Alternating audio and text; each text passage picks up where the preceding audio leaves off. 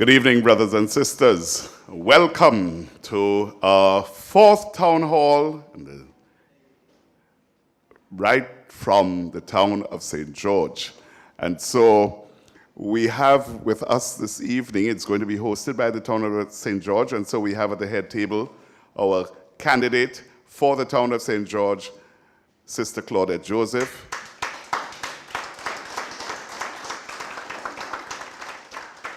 Our PRO, Brother Orlando Romaine. And of course, the man of the moment, our political leader, Deacon Mitchell. Without further ado, brothers and sisters, we'll invite Sister Claudette Joseph to bring some opening remarks. Thank you.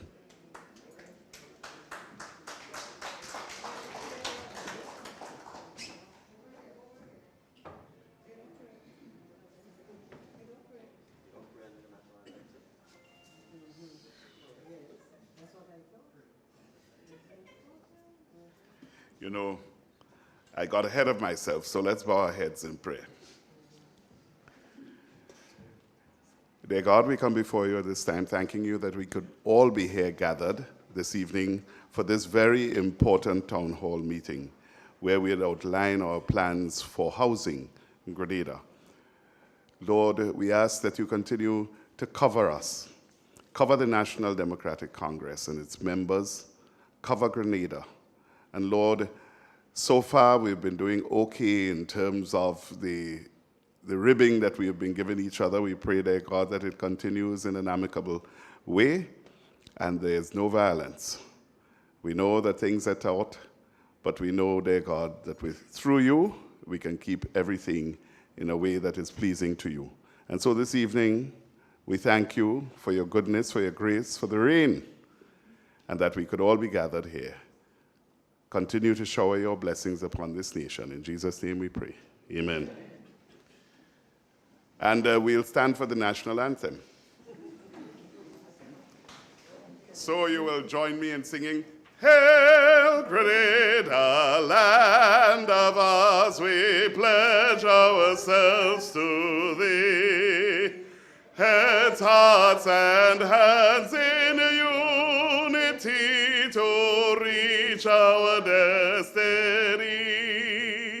Ever come.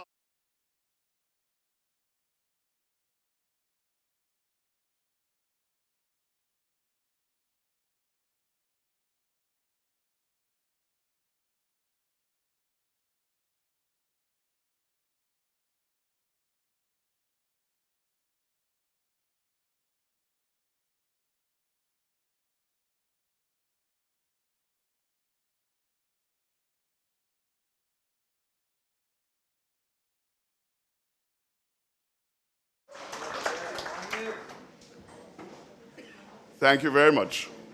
And now, I can invite to the microphone, put your hands together for our candidate for the town of St. George, Sister Claudette Joseph.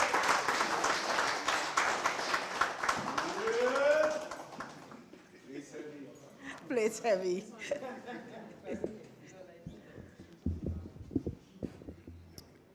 Yes. Good evening. And welcome to our dear party leader. Welcome to the constituency of the town of St. George. This is your maiden voyage here. Welcome to PRO, Brother Orlando Romaine. Welcome to you, Randall, our Deputy PRO, Brother Vincent Roberts, our former chairman, party chairman. Special mention to Sister Ann John, my very able campaign manager. And special welcome to all of my friends and compatriots of the town of St. George. I look around the room and basically everybody here is from the constituency. So it's good to see that so many of you have braved the inclement weather and have come out to hear our party leader. Some of you worked hard all day on the campaign, so it's good to see you out again. It shows the level of commitment that you have to the cause for change and for moving our country forward. Our party, led by the guy who is shaking things up all over the place, Brother Deacon Mitchell, has been in the past few weeks rolling out our programmatic platform in relation to the various aspects of our economy that we intend to focus on as we bring the change on June 23rd and move Grenada forward.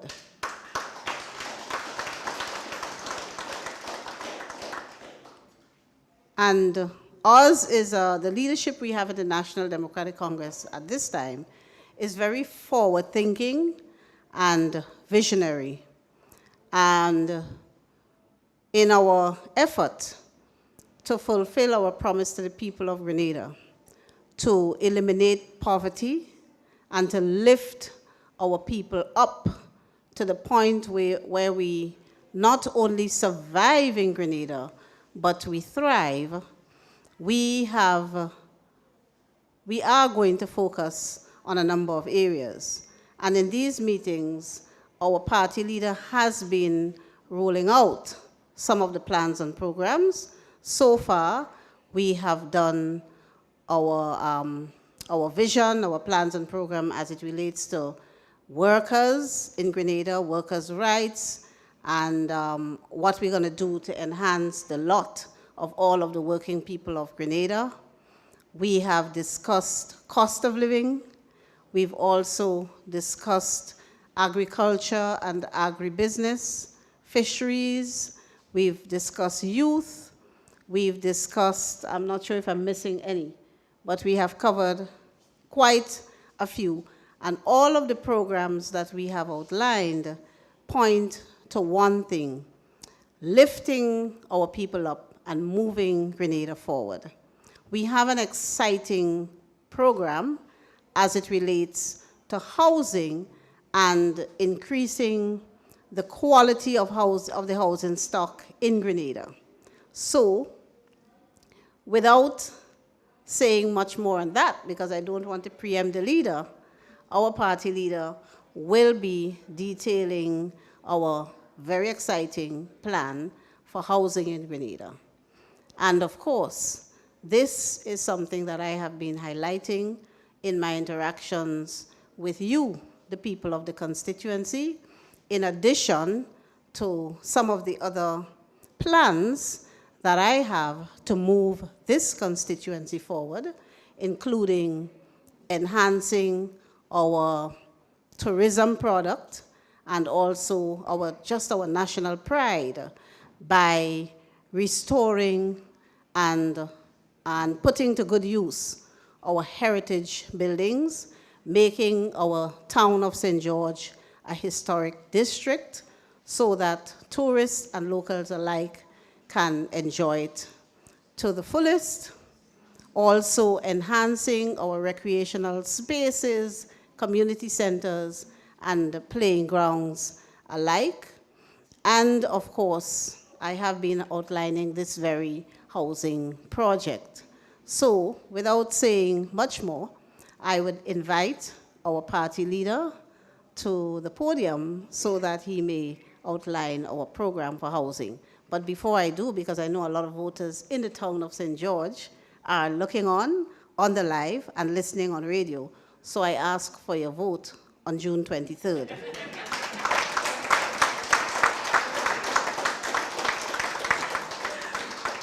We can't implement these exciting programs without you electing me to the parliament, because we in the town, we're not going to get left behind. We're not going to have a transformative government, real action taking place, and the town of St. George not in the mix. So you got to vote for Claudette on June 23rd to move the town of St. George forward. Party leader.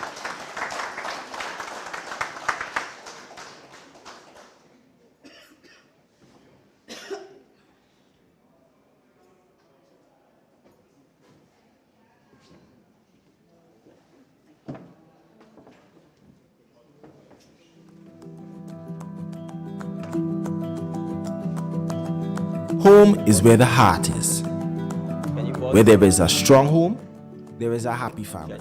Can you pause? Where there are happy families, there are empowered communities. Thank you. I didn't want to forget my manners before you commence the video. So let me say a pleasant, rainy good night to the town of St. George.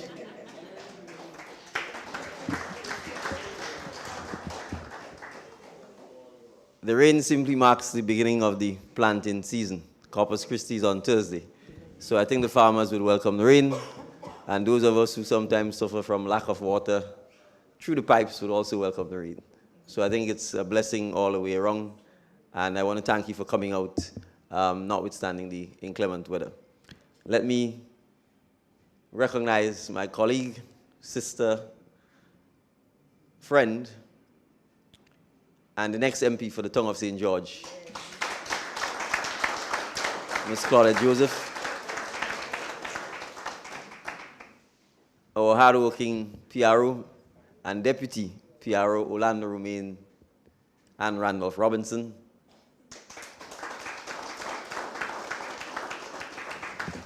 all the other members of the campaign team of the town of St. George. I want to thank you for the hard work that you've been doing on behalf of the National Democratic Congress, and by extension, the town of St. George and the people of Grenada. I'm very happy to be here tonight. It's the penultimate Wednesday before D-Day, and given that the town of St. George is still the capital of St. George, of Grenada, notwithstanding that it may not look that way, notwithstanding that it may not feel that way, I can assure you that after you've elected Sister Claudette as your MP for the town of St. George, the spirit, the upliftment, the feel, and the beauty of the town of St. George will be restored to clearly demonstrate that it is not just our historic capital, but also a commercial capital of Grenada. So I too want to ask all of you who are listening and who are registered to vote in the town of St. George to come out early on the 23rd of June 2022 and create history and ensure that you have, and forgive me for saying so, but I will emphasize that, a female MP who will commit to the hard work that is necessary to make sure that we can transform the town of St. George and move the town of St. George forward.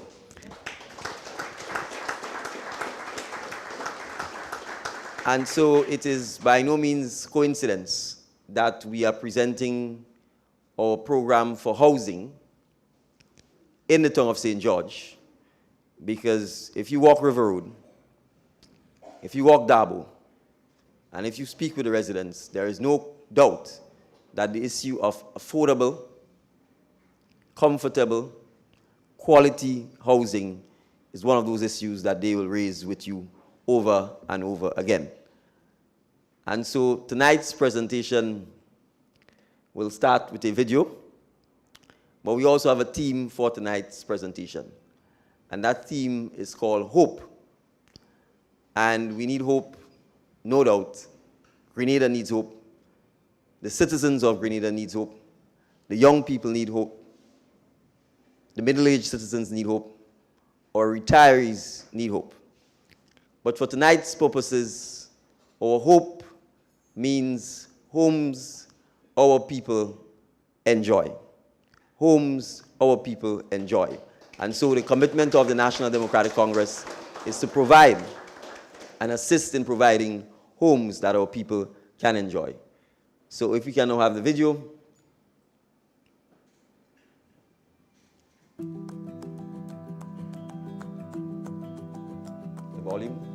Home is where the heart is. Where there is a strong home, there is a happy family. Where there are happy families, there are empowered communities. And empowered communities make a nation prosper. What if we reimagined housing on our little island?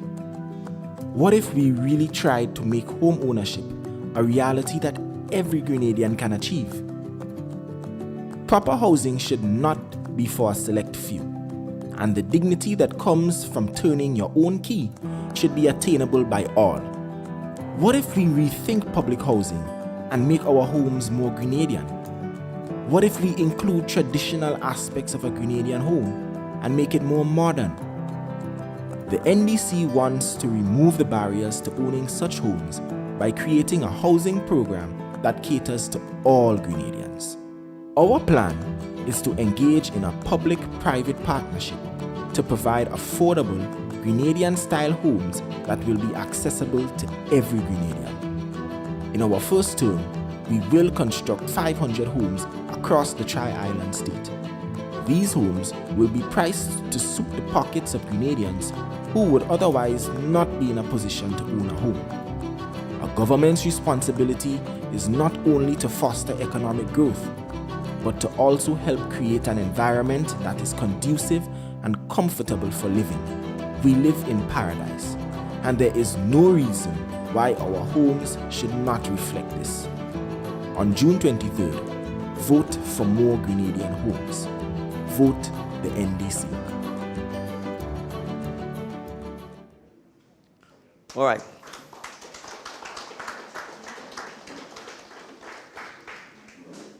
So thank you. And I want to start by outlining some of the programs we have to address the housing situation in Grenada. And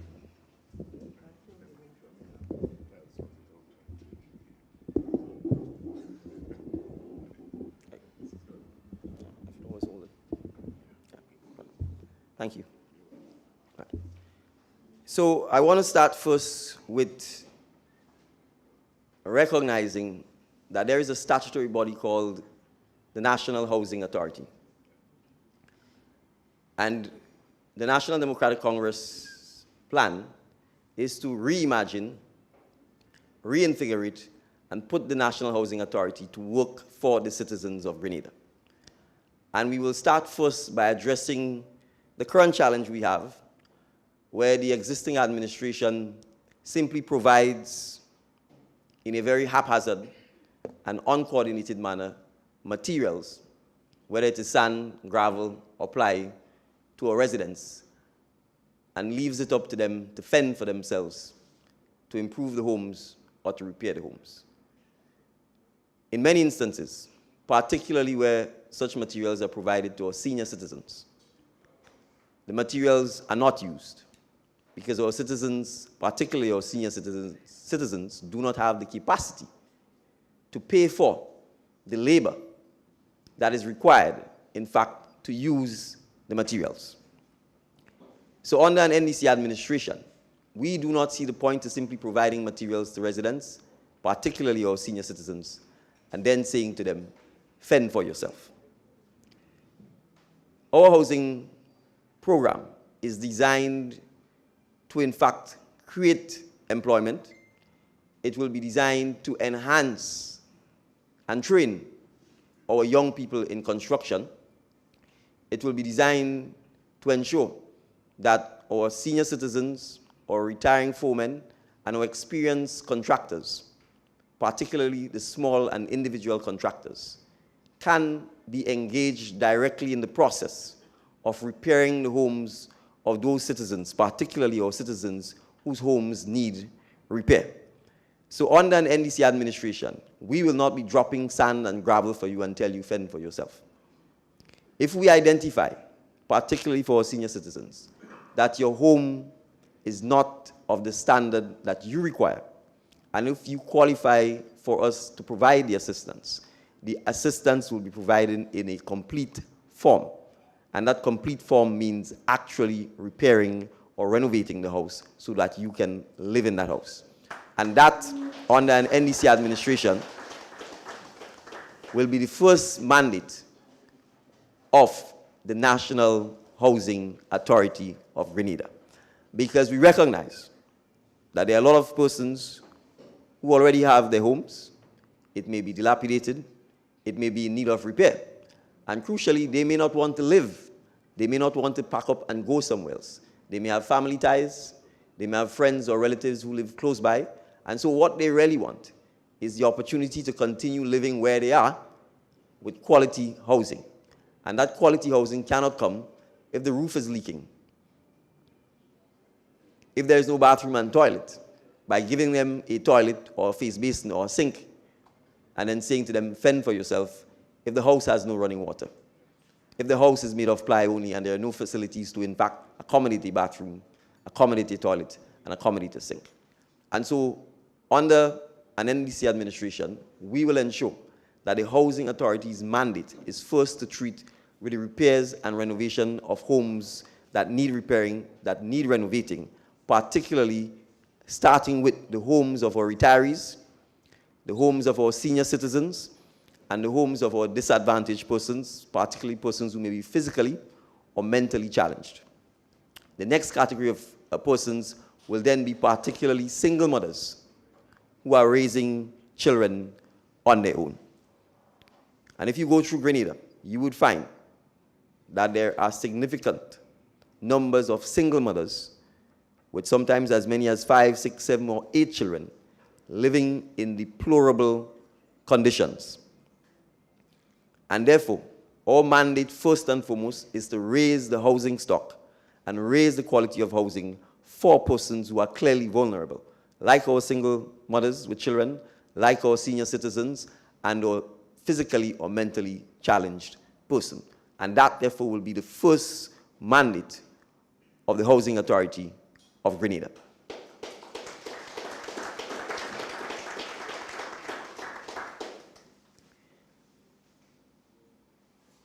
The NDC is going to commit to and partner with the private sector to ensure that we build and make available affordable housing during our first term in office. And we are aiming to construct 2,500 homes. The homes will be made available for sale. The price ranges will vary depending on the size of the houses. The plans for the houses will be designed in such a way that they can be scaled up. So if someone at the age of 25 can only afford a one-bedroom house, the plans will be designed in such a way that at 25 you get a one-bedroom house. But it will permit you, if you wish to scale the size of the house up later on in life to 2 bedrooms, to 3 bedrooms, to 4 bedrooms, to be able to do so. Because the aim of our housing program is to ensure that Grenadians take control of, have ownership of, and have equity in their homes that allows them over time to keep building, to keep improving, and to keep expanding the size of their homes should they so desire. And let me emphasize that these will be homes, not apartments. And that's why we emphasize on Grenadian-style homes. It will be homes that traditionally we are accustomed to, that allows you to have a front yard or a backyard or both, so that you can also still engage in your flower garden and in your backyard and front yard gardening should you so desire. So we are not going to construct homes that create a ghetto. We are going to construct homes that allow our citizens to renovate and improve those homes over a period of time. But crucially, in the case of new homes, where we create new communities, it will not be homes alone. We will ensure that those communities have the necessary amenities that ensure that they become a full-fledged village. And so we are talking about ensuring that there are things like playgrounds for our children.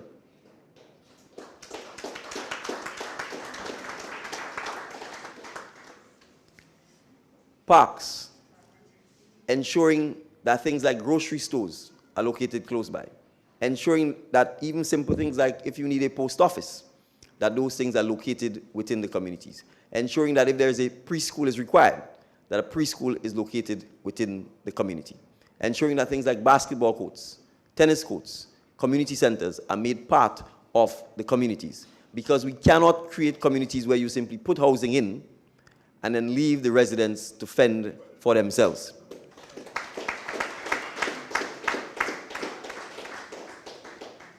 And I'm going to digress a little to comment on a current situation occurring in Lakalo, which is a perfect example of where houses are constructed and the residents are then left to fend on their own. The low-income housing project was gifted to the people of Grenada by the Bolivarian Republic of Venezuela. It is only homes.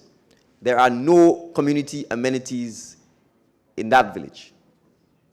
And so the residents, for example, have been living with a situation where raw sewage has been flowing into the drains and the streets and into the rivers, the river that eventually runs through that neighborhood and goes past the Westall Main Road. Today, it rained heavily,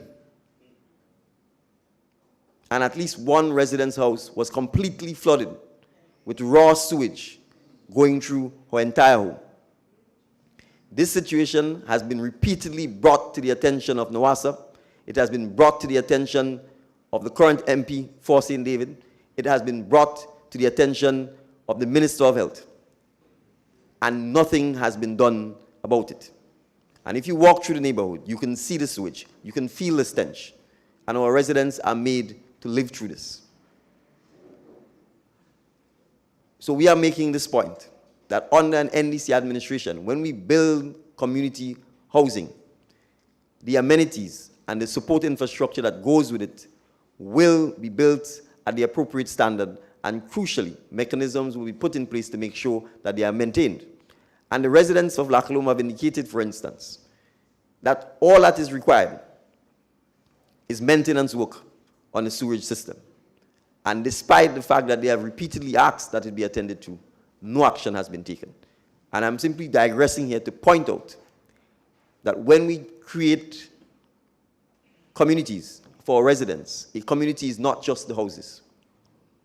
You cannot build a community without providing the necessary supporting infrastructure and community amenities that we need. So under an NDC administration, we will ensure that our housing programs also include the necessary support amenities, as I've said, like our community centers, like our playgrounds and playpens for particularly our children. Now, I just want to spend a little time here to make it clear that when we say the aim is to provide the 2,500 homes, we are not saying that the NDC government will build the homes. We are saying we will have a public-private partnership. And there's a reason for that. There are many developers in Grenada who own land, but who are unable to develop the land or who are unable to provide infrastructure. And oftentimes, if they're able to do so, the cost of the land to our citizens, particularly first-time owners and particularly young persons, becomes prohibitive. So the NDC's plan is to partner with the private landowners, to partner with the construction companies, particularly Grenadian-owned construction companies, to ensure that we can plan out, develop, and deliver the housing communities. And I want to make one point here. The aim is to start these housing projects at the same time and complete them at the same time. Because we strongly feel that will provide continuous employment in the construction sector to the citizens of Grenada from the time we begin and end these projects. And so particularly for the young men studying general construction at NULO, for example, or those who are coming out with no skills, our construction and home delivery project is designed to ensure that they get the opportunity to become apprentices, to learn on the job, and eventually to become skilled persons certified in construction, in plumbing, in tiling, in roofing, as the case may be. So our housing program is not just about providing homes, but it is also about solving the unemployment challenge that we face, particularly amongst our young people.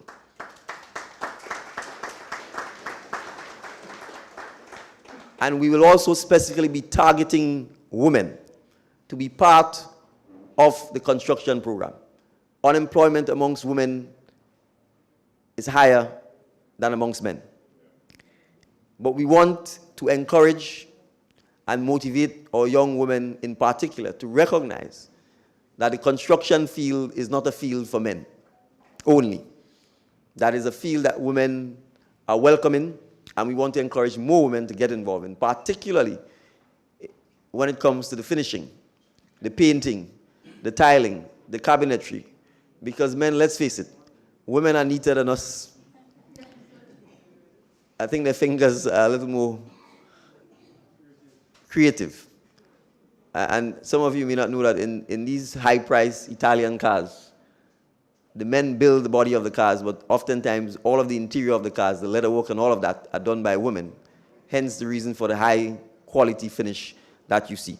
So we certainly want, and we're putting that call out now, that we want our women to be part and parcel of this initiative. And for our construction companies, we certainly will be encouraging you to ensure that you recruit and train as many women as possible to be part and parcel of this project. Now, there are Grenadians, many of them, who currently occupy or have been put into possession of or are in possession of land that is either called Crown land or government land.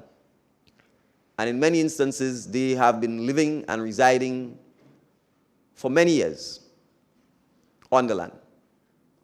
The National Democratic Congress intends, as part of its housing program, to investigate, regularize, and provide title to persons who have been occupying undisturbed government land for in excess of 10 years.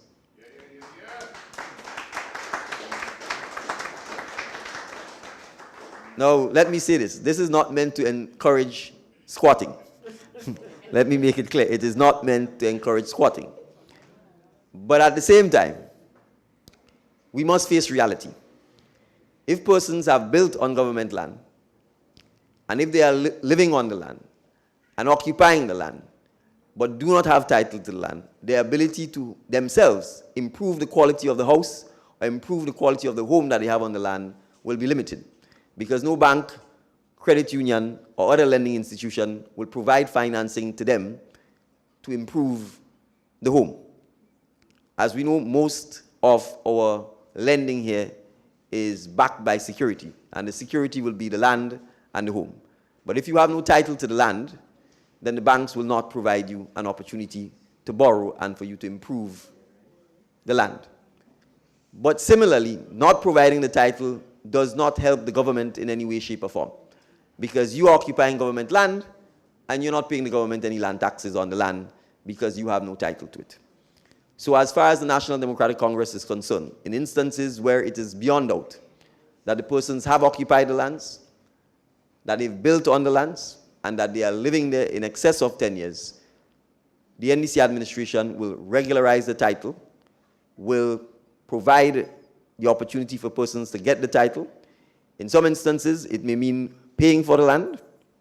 In some instances, it may be that the government, and that payment may be over a period of time, or it may be a one-off payment. But what we want to ensure is that you have title to the land, you can move on with your life, you can improve the quality of your home on your own, because not everybody is looking for government help. Not everybody is looking for government assistance. Many times people just simply want the opportunity to have clarity so that they can move on with their lives. And I can tell you, there are people, for example, who were relocated from the Monkpande area in Belmont and who were sent to St. David. And notwithstanding that funds were provided by the developer for the relocation of these persons, quite a number of them have been put into possession of land, have had their homes built or constructed on such land. and they are yet to receive title to the land or the opportunity to get title to the land. Coincidentally, and all of a sudden, miraculously, in recent times, letters have begun going out from the Ministry of Lands offering some of these persons the opportunity to buy the lots that their homes are on. And in one instance, I actually noticed that the lot that was offered was considerably smaller than what the persons had been occupying and cultivating and had significant mature fruit-bearing trees on the land, because they were put in possession, they built their homes, and they continued occupying. And now they've been told what is being offered is significantly less than what they were occupying. So I make this point to say, such persons, even though they want to improve their homes, are not able to do so because they have no proof that they own the land.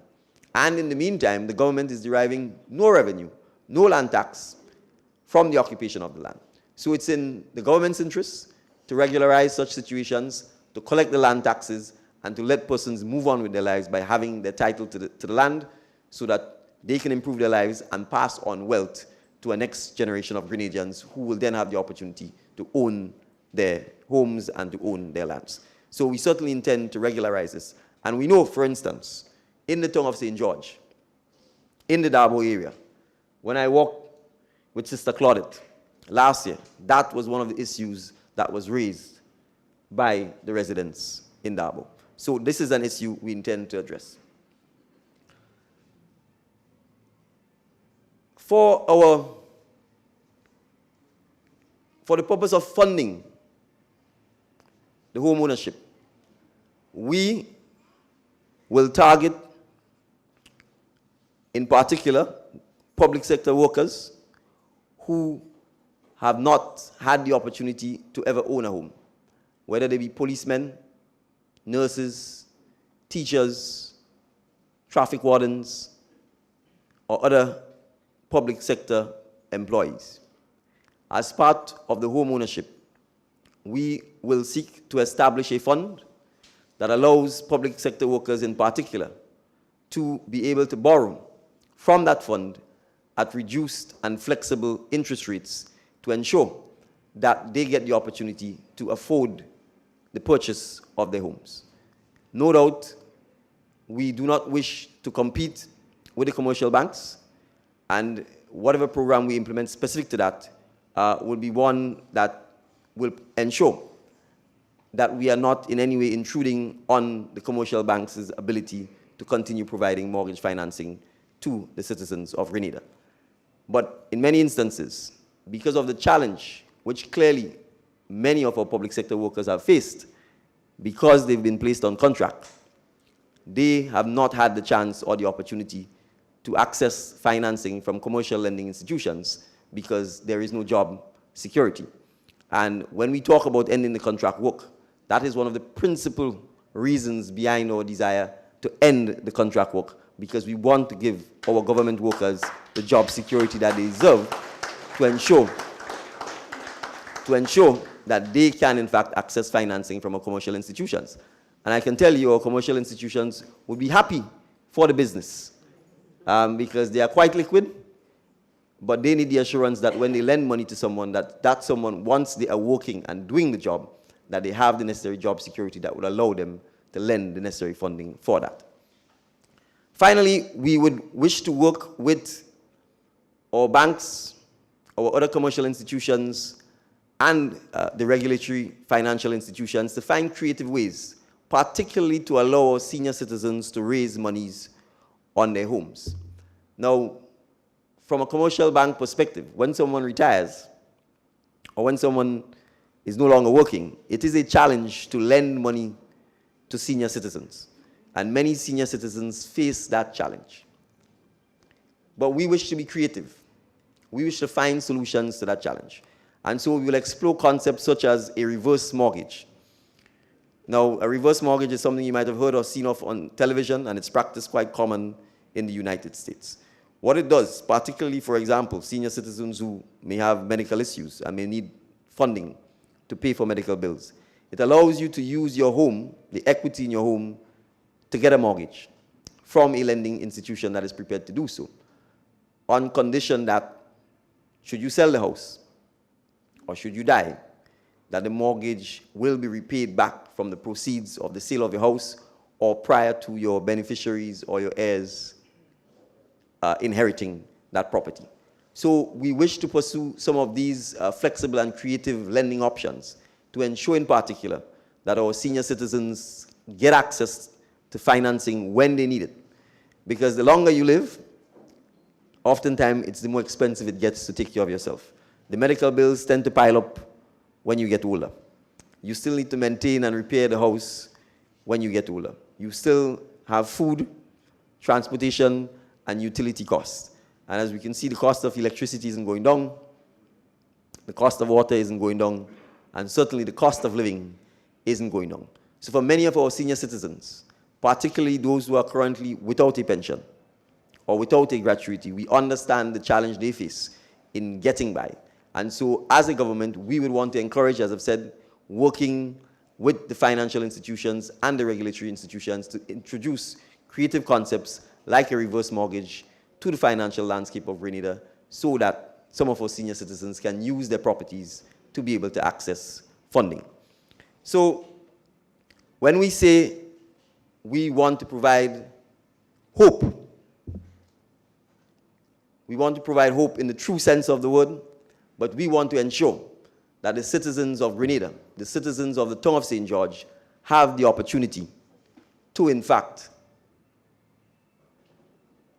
have homes that they can enjoy. I want to end on this point. St. George's was once a residential town. If you walk through Lucas Street and Church Street, there are very few people living there. But there are significant abandoned and dilapidated buildings all over the town of St. George. And so the National Democratic Congress intends, in conjunction with Grenadians, to embark upon an aggressive program once it forms the government to revitalize the town of St. George.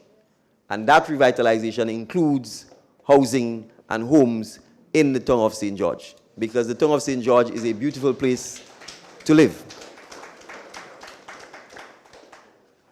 And if you live in the town of St. George, you don't need to buy a vehicle.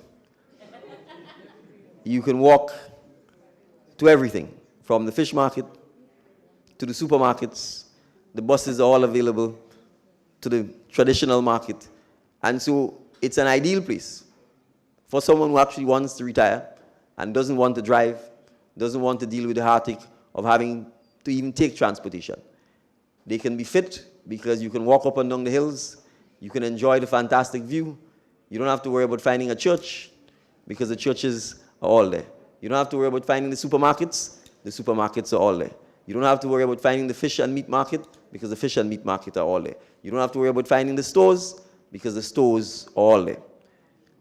So under an NDC administration, we are committing first to verifying the ownership of all of the abandoned and dilapidated buildings and lots in the town of St. George.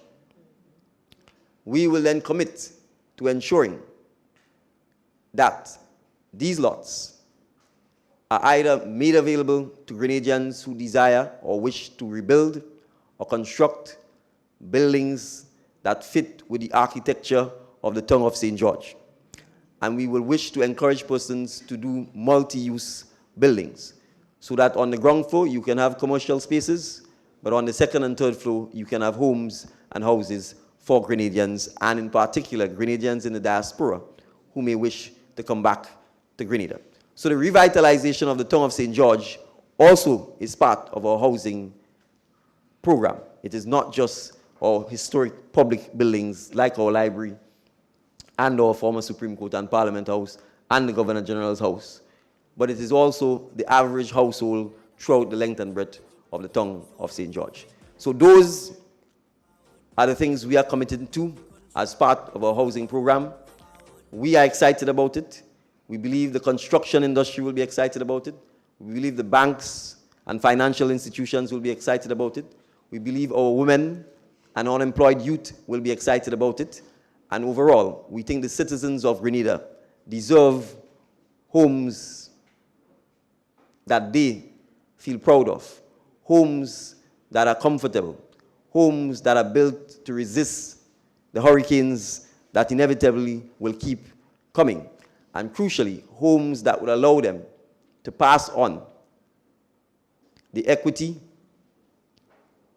the independence, and the sense of Grenadianism to a next generation of Grenadians. So thank you very much for listening.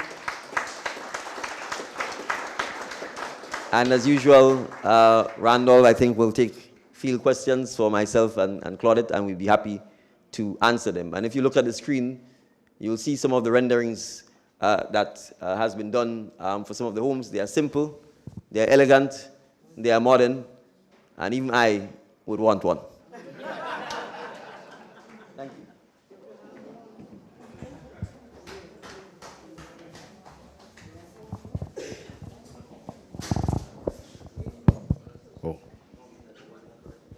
Okay, brothers and sisters, we now invite your questions. We have an early taker. Good evening, everyone, and this question is for our political leader. I also want to congratulate our leader and to extend the warm greetings from my colleagues in Toronto. I am also the deputy chair of the Toronto Support Group. So with regards to the housing, the public-private partnership, I was waiting to hear this a long time. And there have been several governments that talked about regularization of the lands, and we haven't seen that. So I'm very much looking forward to seeing this. I know there is a caveat, because we all have to vote NDC, and we have to vote for Claudette Joseph. Every vote for Claudette is a vote. Every vote for Claudette is a vote for Dick and Mitchell. So thank you very much, Mr. Mitchell, and I look forward to you being able to deliver on this very enlightening, and I would like to see this come true. Thank you. All right, so while we did invite the first question, we have a little bit of entertainment for you, but they weren't ready at the time, and we don't want to stop the show. You know, we can't stop the show. So we have some cheerleaders, and they're going to be doing a little dance for you this evening. And so put your hands together as we have the town of St. George cheerleaders come and do a little something for us. Yes. Town hall with a difference. It's a town hall with a difference, indeed. Well, you're in town, so Stand on. it's the only town, proper town in the town hall.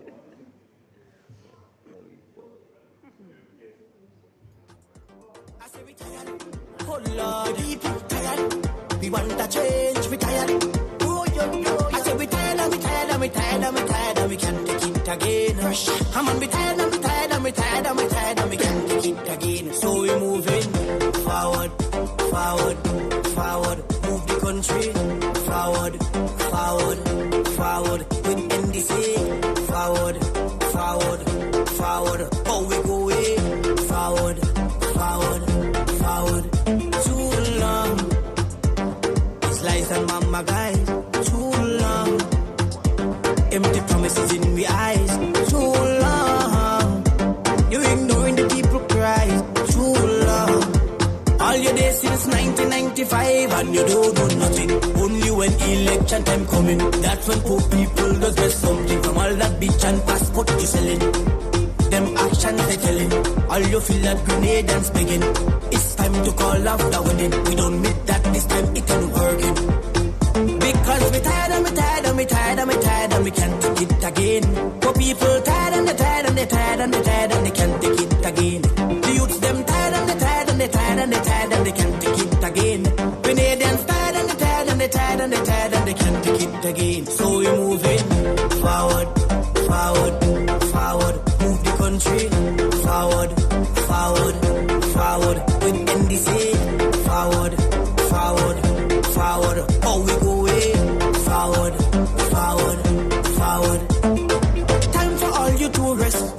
team that is young and fresh. We want to bring out the best, so it's time for all you to press. Pension have to restore, public sovereignty permanent. Agriculture go grow, career could go get government. Local and beyond Deacon in south, caring and Queens in the west, and all up in the north. So where we going from here? Andy Williams will move us forward, forward, forward. Jonathan Lackwell will move us forward, forward, forward. Kevin Andrews will move us forward, forward, forward. Lennox Andrews will move us forward, forward, forward. Deacon Mitchell will move us forward, forward, forward. Claudette Joseph will move us forward, forward, forward. Karen James will move us forward. Thank you, thank you, thank you, young ladies. Give them another round of applause. Well, look how place mash up Sunday. Cheerleaders in the place. So, brothers and sisters, we now return to regular programming, and your questions are welcome. So, the mic is yours.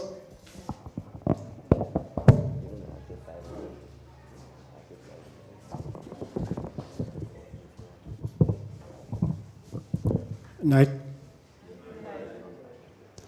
One question I would like to ask.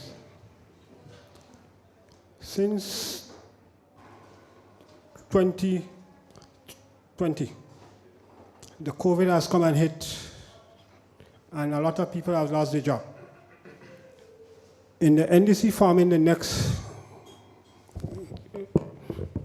getting in power, are you willing to set up an unemployment insurance for people who have lost their job?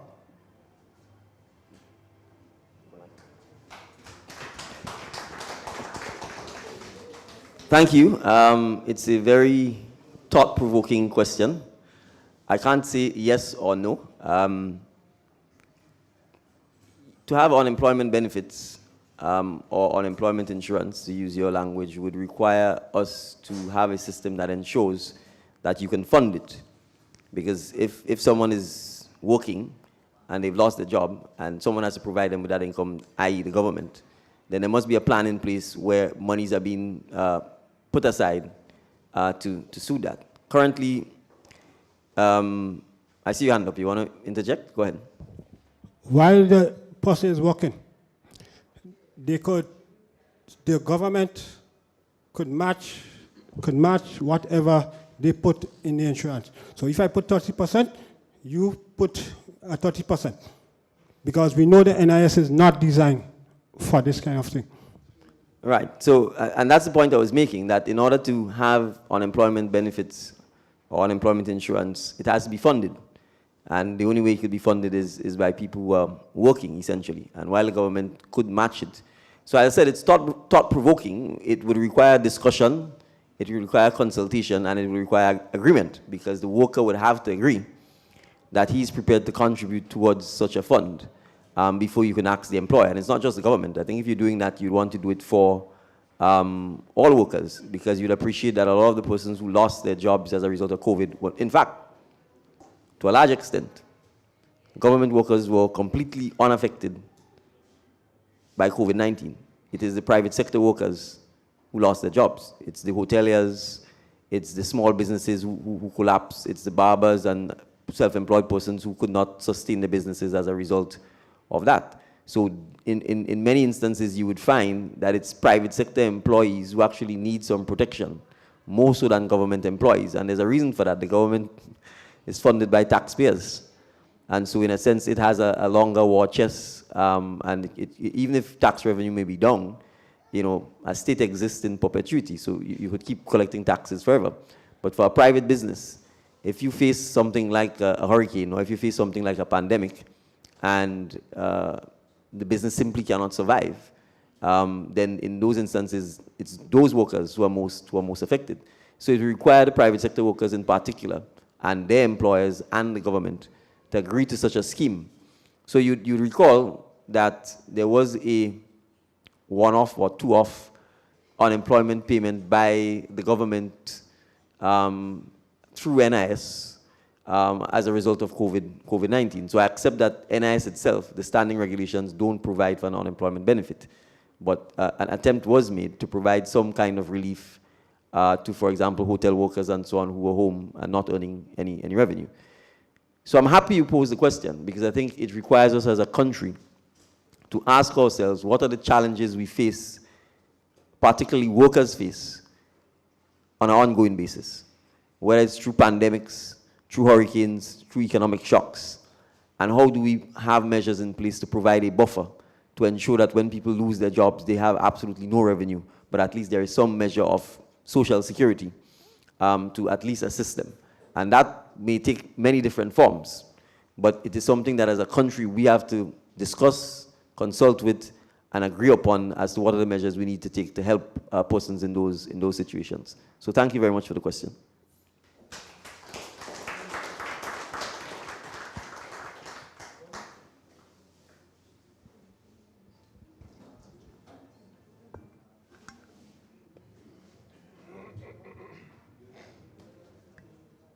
Good night. Good night. I have these two questions. Yes. I want to know what the intention this government have if they go in power. Like in the Indian stores and everything, I know you have a lot of young people employed in them stores, and they're working for liquor money. So I want to know what this government plan to do about that situation, and if you have anything to consider about the minimum wage in Grenada. Because I feel we need to have a standard minimum wage, because people going to work and people paying them whatever they feel to pay them.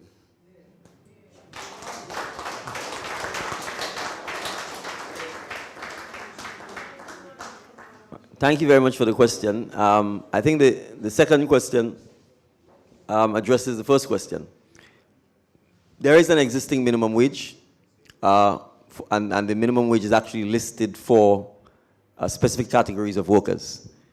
And incidentally, the last time the minimum wage was increased for these categories of workers was under an NDC administration back between the period 2008 and 2013, when Glenys Roberts was the Minister of Labor. We have indicated that we will pursue having what we call a living minimum wage across all sectors in Grenada, meaning getting a minimum wage that we feel satisfied with, that based on that minimum, persons can live.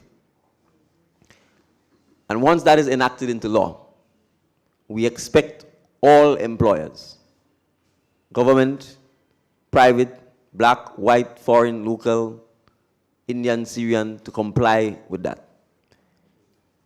But it also requires us to have a robust Department of Labor, where complaints can be dealt with, and dealt with effectively and efficiently. So if there is an employer who's not complying with the law, we need to ensure that our field officers from the Ministry of Labor will go out, investigate that matter, report it back to the Labor Commissioner, and that the Office of the Labor Commissioner will take appropriate measures. Right? So I don't want to make general assertions without evidence, but I'm certainly going to say this to employees. There is in place a minimum wage law. It specifically identifies what the minimum wage is for each category of worker. For example, security guard, or maid, or domestic, store clerk, etc. If you don't know that, the Ministry of Labor has that information. You can find that out from the Ministry of Labor. And if you are not being paid in accordance with the minimum wage, the employer is breaking the law, you are entitled to the difference, and you can certainly pursue it. So I also want to use this opportunity to say, if there are employers who, and ignorance is not an excuse, but if, perchance, they don't know that there is a minimum wage, I'm also indicating to them that there is in fact a minimum wage, and it is also your obligation to find out what that is from the Department of Labor and to comply with it. Of course, it's the minimum. It's a flooring, and we would certainly want to encourage that you don't pay the minimum simply because that is what the law says, and that if you can afford to pay more, and that your employees deserve it and they're hardworking, that you obviously want to encourage them to remain productive and to remain part of the organization and to be part of a successful organization. So I think all employers would recognize that you can't have a business without the employees. All employees would recognize you can't have a business without the employer, and you'd want the partnership to go forward and that both sides can benefit from it. So to summarize, under an NDC administration, we will in fact revisit the minimum wage across all sectors with a view to increasing it. And two, we will ensure that the Ministry of Labor is properly resourced to investigate any complaints where someone alleges that they are being paid less than the minimum wage in any given situation. So thank you for the question.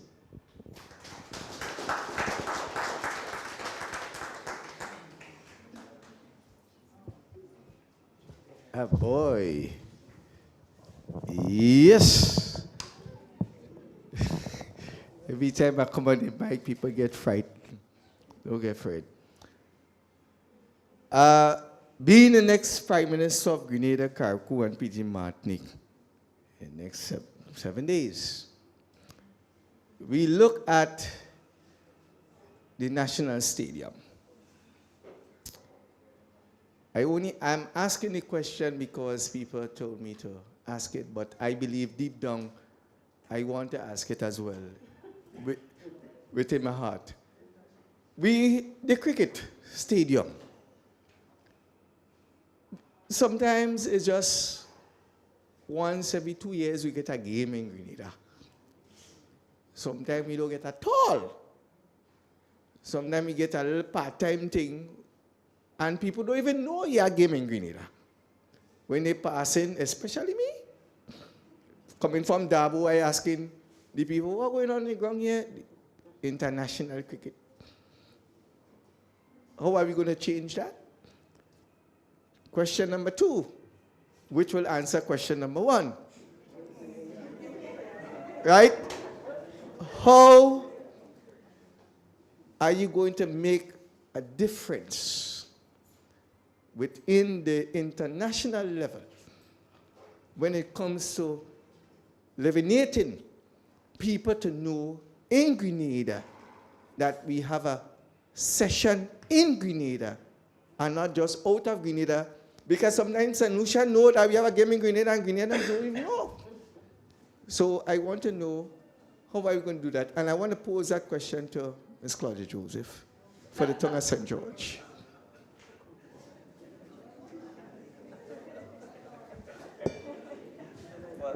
Well, I will give you my thoughts, and Ms. Joseph will give her thoughts as well. So let me say this. If you build physical infrastructure, but you have no creative people, no people with imagination, and no people with foresight, then concrete is just concrete. You know, concrete can't come alive without people. And so this stadium was built to facilitate cricket. But it was built in the 90s. And since then, there has been no thought as to how to convert the facility to match the times. So the reality is cricket has changed dramatically. You've got 2020 cricket, you've got night cricket, you've got competitive professional cricket throughout the OECS. So you have the Caribbean Premier League, for example. It's played at night. It's a fast-paced, entertainment-driven, commercial-driven exercise. But we have no night lights. That's just the starting point. And with no lights, you can't, you basically just on that single factor, you're out of the ballpark. So it is one thing to build a facility, but if you're not in a position to transform that facility to move with the times and to create the investment, then it's not going to happen, right? So that's just one aspect of it. With a big, expensive facility like this, if you want to be able to get any returns from it, you need to put the facility in a state where it can become part of something like the Caribbean Premier League cricket. That's just one aspect of it. Second, from a domestic and a regional point of view as well, you know, there are all kinds of versions of cricket now, you know. I've seen versions of cricket where one player is playing against another player. You know, it is fast-paced, it is driven by television rights, etc., etc. So in order to get this place moving, it requires the creativity, it requires the innovation, it requires involvement of the private sector. Because the Caribbean Premier League is not a government-run league, it's a private league. So it requires us to encourage our Grenadians. In fact, I know of a Grenadian in the diaspora who told me he was trying to, in fact, get a franchise for the Caribbean Premier League to come to Grenada. But we do not have the facilities for it because we have no nightlights. It's as simple as that. So those are some of the things, when you ask how we would make a difference, those are some of the things that we need to do to make the difference. But more crucially as well, I'm going to make a wider point. The days of building, and thankfully we can use this conference room in the stadium, but the days of building a building for a single specific purpose are over. It's a waste of resources. And in a small island like Grenada, we cannot spend hundreds of millions of dollars on a single building that we use once a year. Even our parliament building, which costs 25 million plus, how many times do we use it? It is not an appropriate use of our resources. And it is sad because our old parliament building functioned as the High Court downstairs and parliament building upstairs. So it's not like we didn't have an example. So I'm saying even in the case of the National Stadium, as far as I'm concerned, we have to be able to recognize that just building a cricket-specific facility without thinking about how we can make use of the building for other activities all the time on an ongoing basis is not useful. And that's one of the things the National Democratic Congress is committing to change. Some of it we're stuck with. We don't have a choice. But in terms of the use themselves of the buildings, we can certainly make a lot more use or put the buildings to other use. So I'm just giving you an example. For cricket specifically, it requires us to retool this facility to make it modern and to make it come in line with the way cricket is today. And we are a long way behind because St. Lucia has lights, St. Kitts has lights, Barbados has, Antigua has, and I believe the incumbent says he likes cricket.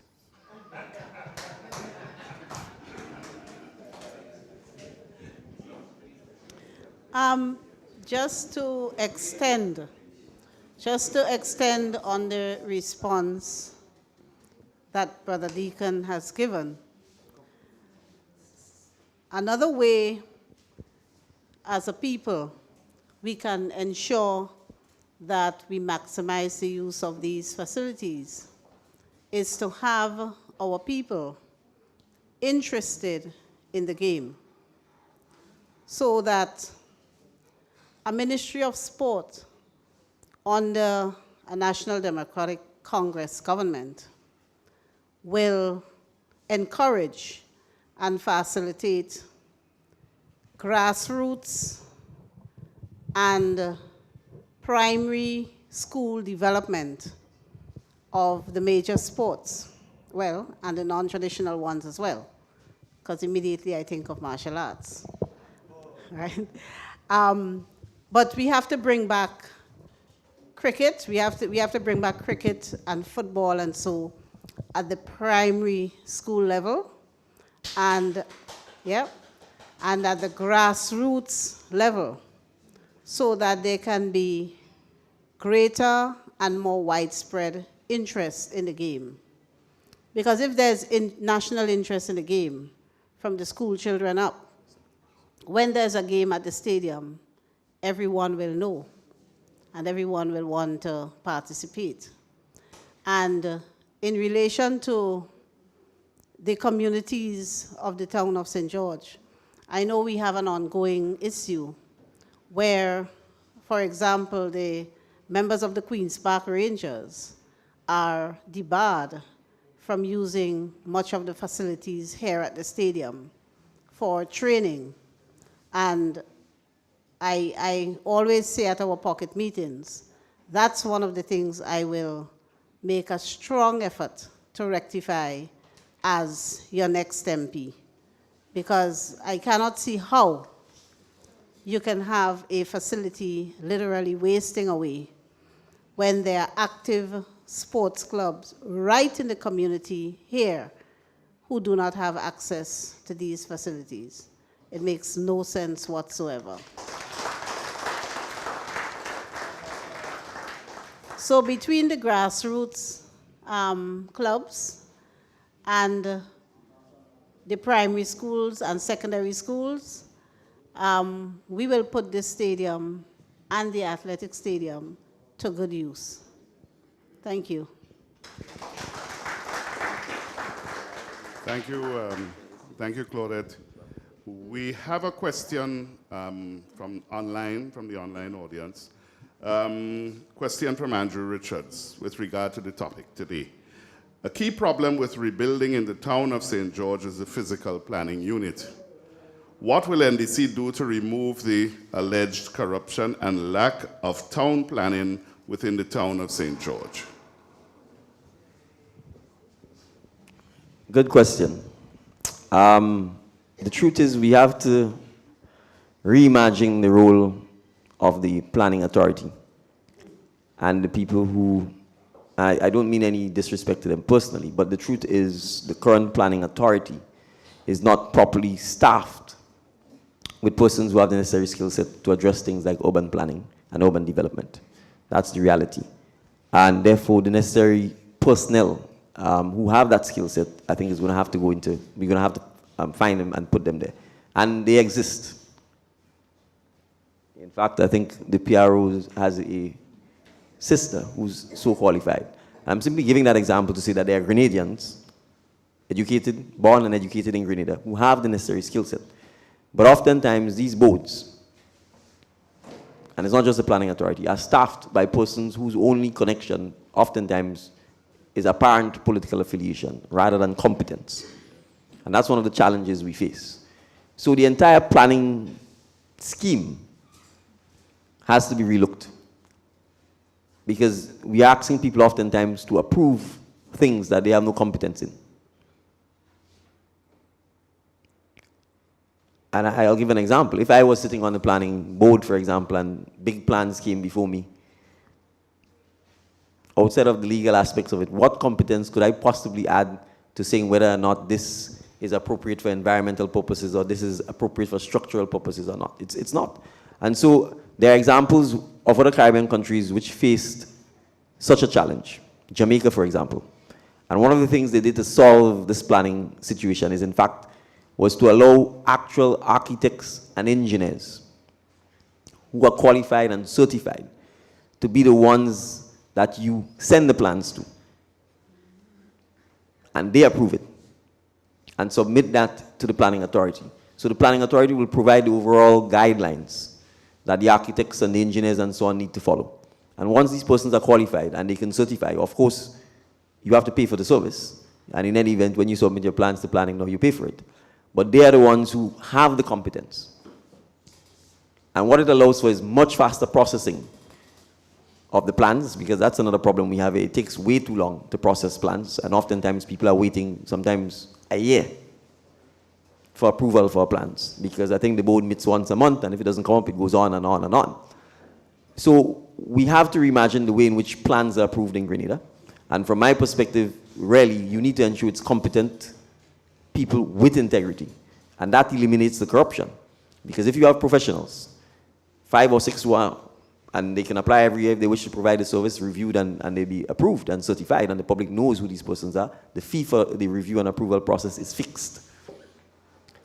And they can certify that based on the criteria, you've met each and every one of them. Submit that to the planning authority. What the planning authority board then does is just provide oversight by double checking that yes, all of the boxes have been ticked and you can go forward.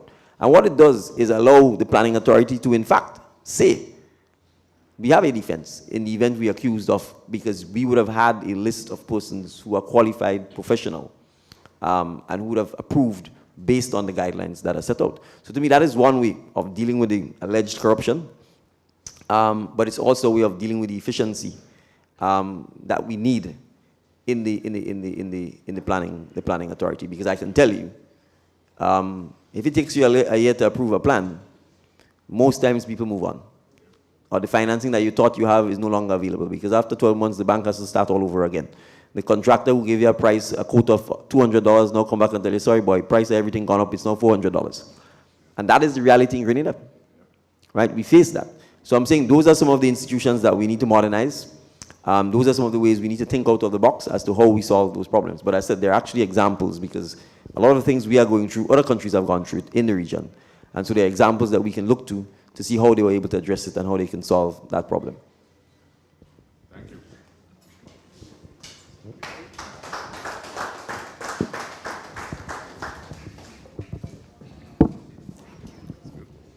pleasant good night to everyone, and a special good night to Mr. Deacon and Miss Joseph and your peer. I just can't remember his name right now. My apologies, I'm straying a little off the topic for tonight.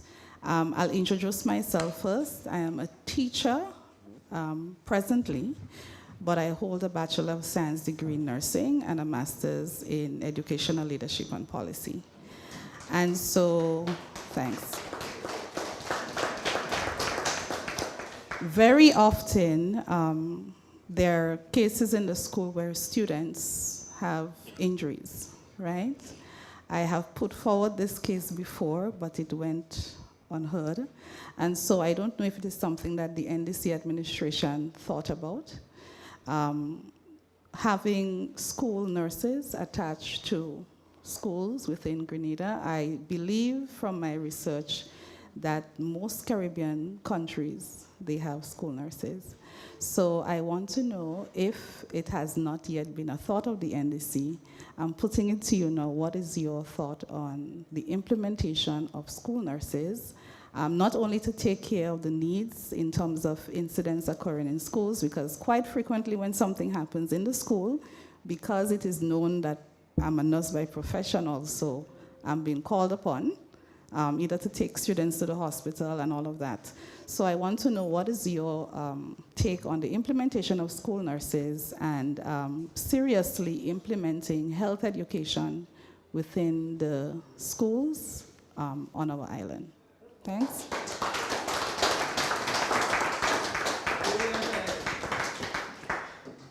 Thank you very much for the, well, I will call it a recommendation, a suggestion rather than a question.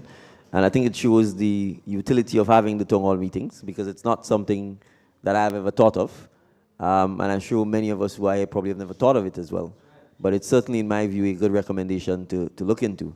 I just want to make the point that, in fact, the National Sustainable Development Plan, which I've been talking a lot about, does have a recommendation to ensure that all persons who engage in public life, and they use public here broadly, from, for example, a bus driver, for example, that they be taught basic first aid as a means to ensure, and that would obviously include teachers, policemen, etc., that we in fact have a national program that ensures that certain basic life-saving skills are taught to all persons who are likely to find themselves in a public position.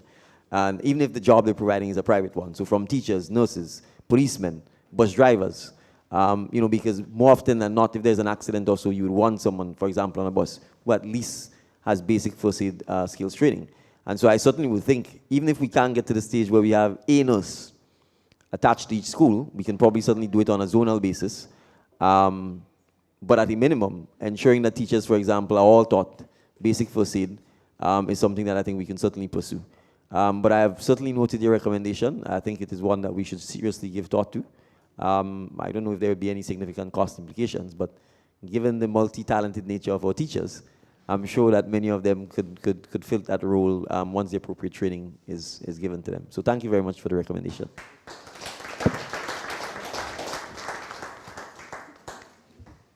Good night to Mr. Deacon Mitchell, next Prime Minister of Grenada, Carriacou and Petite Martinique. To Ms. Claudette Joseph, we're not Jersey, but I'm from the Northwest, which I will be voting for Laco. And Mr. Howard Blaze said once the doc, the great doc, Mr. Keith Mitchell, what goes around, come right back around. The worst kick to get is from a dying horse. So now that NDC getting the whole 15 seat back. And I know Papi show. Now that NDC getting the whole 15 seat back. Yep. To discourage and take off rating and like your own Grenada. Mr. Deacon Mitchell, when you get into office on the 24th of June, I know you'll be meeting this treasury empty, so I want to know how you will handle the situation.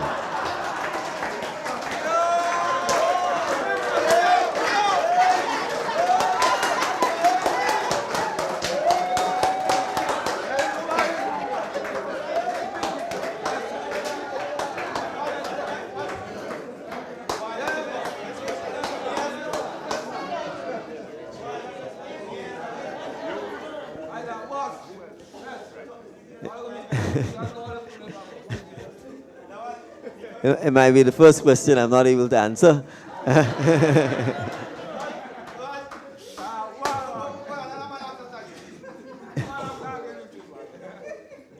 But no, let me say that revenue collection, the government revenues come from taxes.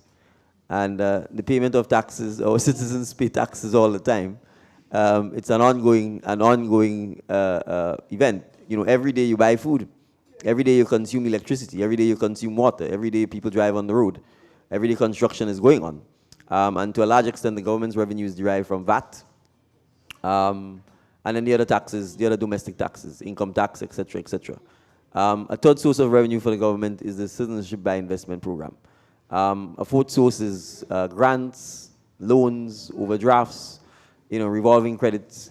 So notwithstanding that there may be mismanagement, notwithstanding that there may be wanton misuse of state resources, particularly at this election time, no one is asking, for example, who's paying for all of the materials that is being given away. It is us, the taxpayers, right? So it is the taxpayers whose resources are being given away to the citizens. It is being made to appear as if it's a political party, right? But the political party doesn't collect any taxes. And so all of the money that is being spent is essentially money that belongs to the citizens of Grenada. It is the taxpayers' money that is being spent. And so even if there may be mismanagement, even if there may be misuse of the resources, even if there may be significant wastage and leakages taking place, at the end of the day, as I said, a state's revenue comes from the tax collection, and we will continue doing so. We certainly intend to enhance and make a lot more efficient and streamline the tax collection system in Grenada, and we certainly intend to use a lot of the technology that is available to make sure it becomes easier for citizens to pay their taxes. People shouldn't have to go and line up all over the place and be in the rain and in long lines to pay taxes. Frankly, if people have to do that, you could see why they wouldn't want to pay the tax. If I'm in a line for an hour to pay my license, I'll just leave, right? If I have to go on long lines to pay property taxes, I would leave. So we need to encourage our citizens, obviously, to use the technology. Inland Revenue has already started doing that. And let me say this, it's not the politicians. It's the public servants. It's the Department of Inland Revenue. It's the Permanent Secretary. It's the Comptroller of Inland Revenue who needs to ensure that they commit to the people of Grenada and that we, the policymakers, give them the tools to do so, to modernize our tax system, to modernize our tax collection system, and to make sure we have efficient tax collection that doesn't frustrate our citizens. Because I met with someone yesterday who says to me, you know, frankly, if people can just pay their tax in an efficient manner and be left alone, the country would run smoother. And I give these examples because whether it's tax, government fees, license fees, and I say these things repeatedly, when you have to deal with port and customs in Grenada, you don't want to do business in Grenada. You don't.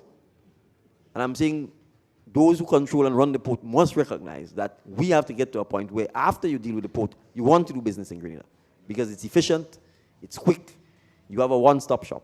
So those are things we cannot just simply accept and continue with. So I'm making this point to say, and remember I said that, bang does bust, but Susu doesn't bust. And the Susu is the taxpayers of P.T. Martinique, Carriacou, and Grenada, because every day, when we buy food, we pay VAT. Every day when we consume electricity, we pay the environmental levy. You know, every March, May, April, June, we pay our property taxes, right? So those, the custom duties, every time you import something, the custom duties are being paid. So that's where the revenue comes from. And we are confident, as I said, that with a change in administration, that there will in fact be a lot more confident investors who will be prepared from within Grenada to invest in Grenada and from outside of Grenada to invest in Grenada, because the NDC administration is committed to making business and the ease of doing business. The ease of doing business a lot better, because it is painful to attempt to do business in Grenada.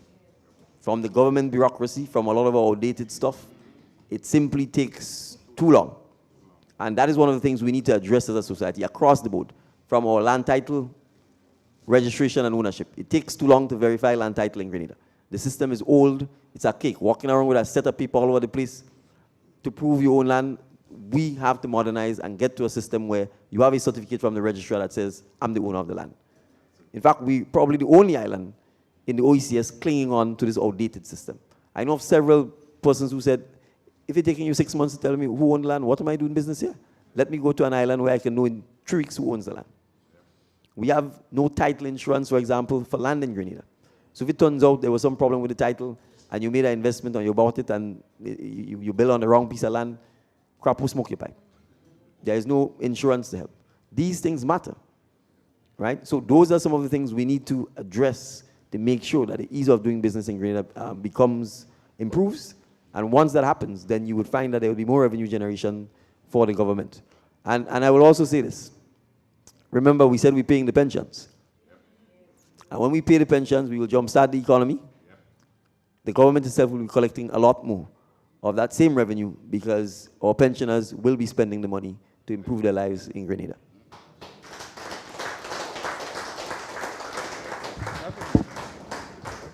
If I just may add to what our party leader just said in terms of modernizing our revenue system so that it is better and easier to do business. Yeah.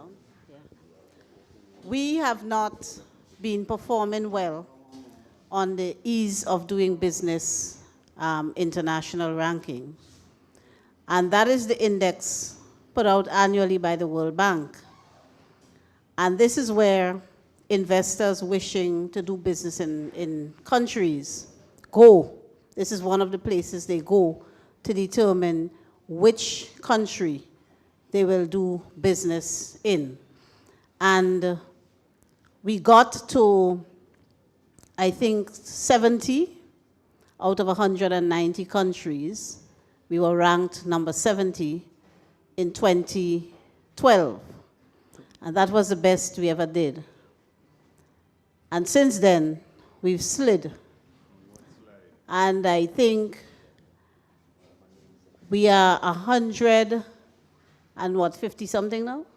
Yeah? We all the way down. I think the only country that we are ahead of in the entire Caribbean, English, French, and Dutch speaking, is Haiti. So this really tells a story on how our economy has been managed and our business affairs have been managed by this administration. Another reason why we need to bring the change on June 23rd.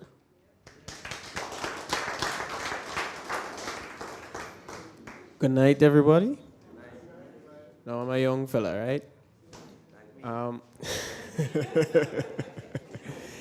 Now, I straying a little from the topic, but you have a lot of young folks like me, and probably younger children growing up, that very, very intrigued in the car community, I should say.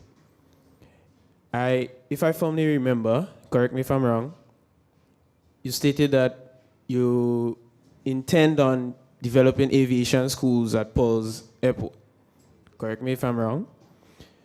Yes, I like the idea. A lot of us like the idea. But I'm not saying the idea isn't bad. But certain statistics shows that in some first world countries, aviation schools has dropped and whatnot. Now, in terms of the car community, back in the days, you used to have real racing, everything going on up there. But majority of people nowadays doing it on the road, which is very dangerous, right? Now, in terms of Paul's Airport, my question, together with a suggestion, is what is the intention with the car community, because there are many people who have cars and they are building their cars to suit their needs, their likes and whatever, to sport, drags, if they could build one for a little rally. Because Barbados, you look at Barbados, look at Jamaica, St. Lucia, all of them have developed drag strips, developed rally strips, circuit races. And what is the intention moving forward for those in the car community? Thank you very much for the question.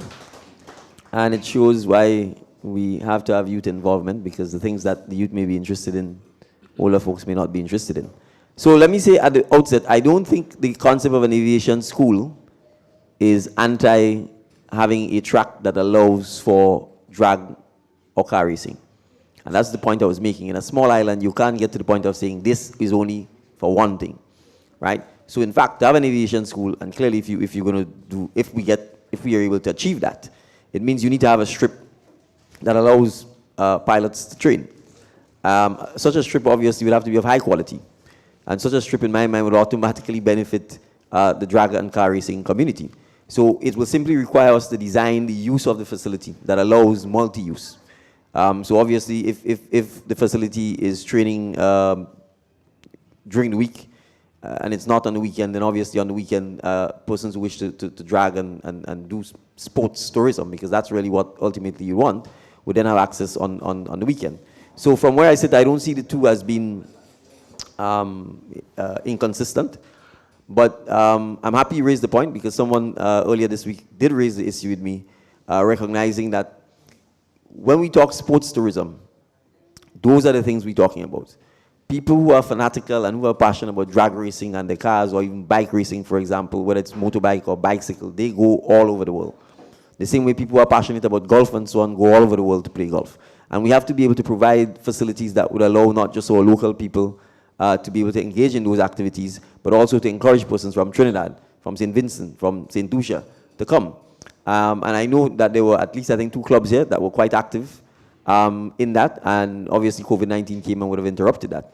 But we would be happy to sit down and engage in them and to see how we can help facilitate more of that. Because, again, tourism can't just be seen from the point of view of someone going in a hotel. And the more community tourism that you can have, because if you have drag racing in Pearls, people are coming up to Pearls, right? They are buying drinks, they are buying parts, they're buying diesel or gas or whatever it is you need. So the local community is benefiting from the presence of the Trinidadians or the St. Lucians, or whether they're coming from Europe or North America. And so those are some of the things that we need to look at. And so I'm happy you've raised it. And when we say think outside of the box, because it's not just drag racing in terms of cars, but motorbikes, bicycles. So those are some of the things that certainly we can look at. So I'm happy for the comment and the recommendation. Thank you.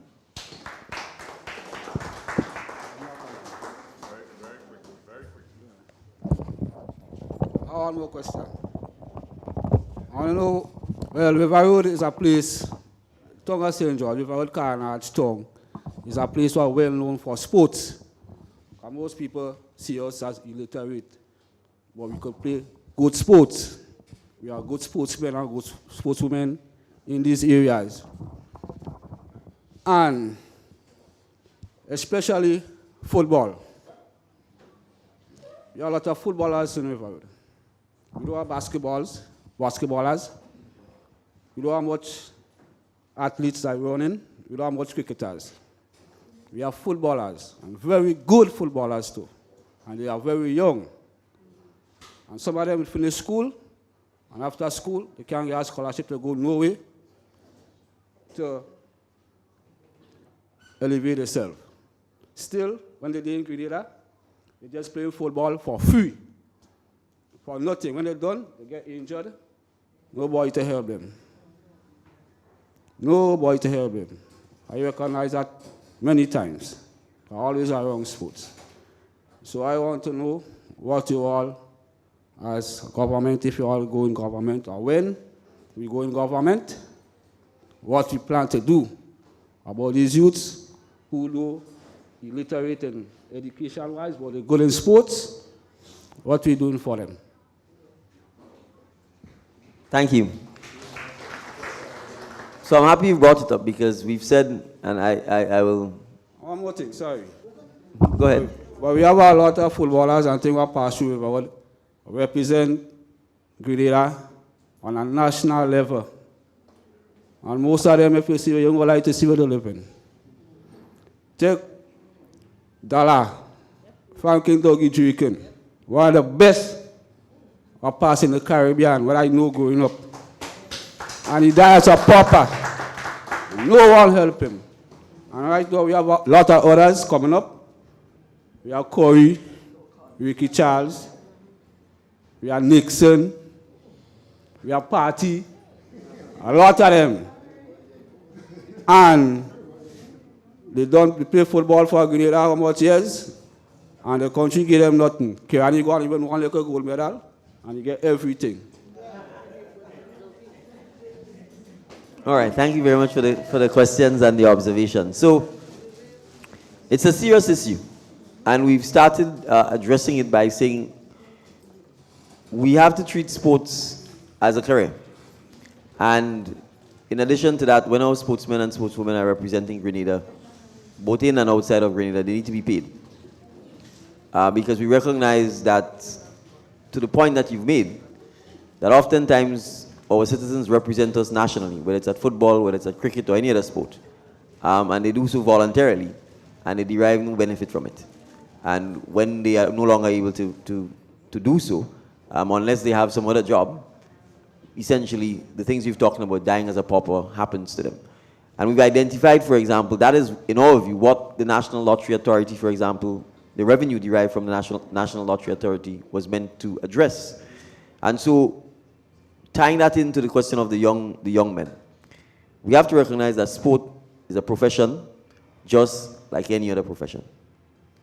And we have to invest in developing it. But it's not just the government alone. I was just saying to Claudette that I think there's a direct demise between Queen's Park Rangers and the construction of the stadium. Because the construction of the stadium literally took all the fields away. Right? And that's why concrete isn't development. Right? It's people. It's developing people and developing the skill set of people and enhancing their talent and empowering them. That is development.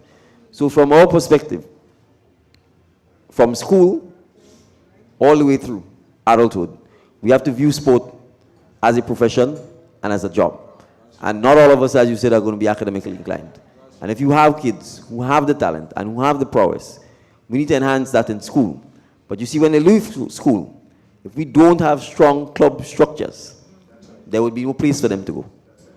And so one of the things, FIFA doesn't want governments to get involved in FIFA business. Or so they say. But at the same time, we have to ensure that we encourage and promote strong and vibrant semi-professional and professional football clubs in Grenada. Precisely. But if you do that, then you have the avenue for ensuring that when they transition from school, they transition into football clubs. And we need to make the football clubs semi-professional or professional so that they are paid for playing the football. So that you could have things like medical insurance. Because you could have a star footballer, and if he breaks his foot or he gets injured, the career is over.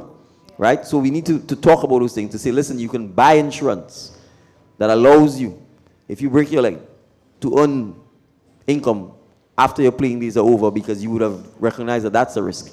And those are some of the insurances that are available. So we have to take a very systematic approach. And so it's not just the club structure in Queen's Park, it's throughout the length and breadth of Grenada, because there are talented footballers all over Grenada, talented cricketers all over Grenada. And I want to say this because there are more opportunities now than ever before for our young men and women to pursue a career in sports as a profession. So even in the days of some of the star footballers you talked about, there wasn't that opportunity. There was no MLS in North America. There wasn't a Canadian Football League, right? So you have even more opportunities. When you take cricket, I mean, every significant country is playing cricket professionally. The 2020 all the time, Sri Lanka, Bangladesh, all over the place. There are opportunities for all Grenadians to play in those leagues. And you don't have to be playing on a national team. And that's the way in which you would recognize that sports become more commercial and more professional. You know, except for things like the World Cup and so on. It really is about playing for a club as a profession, and you get paid.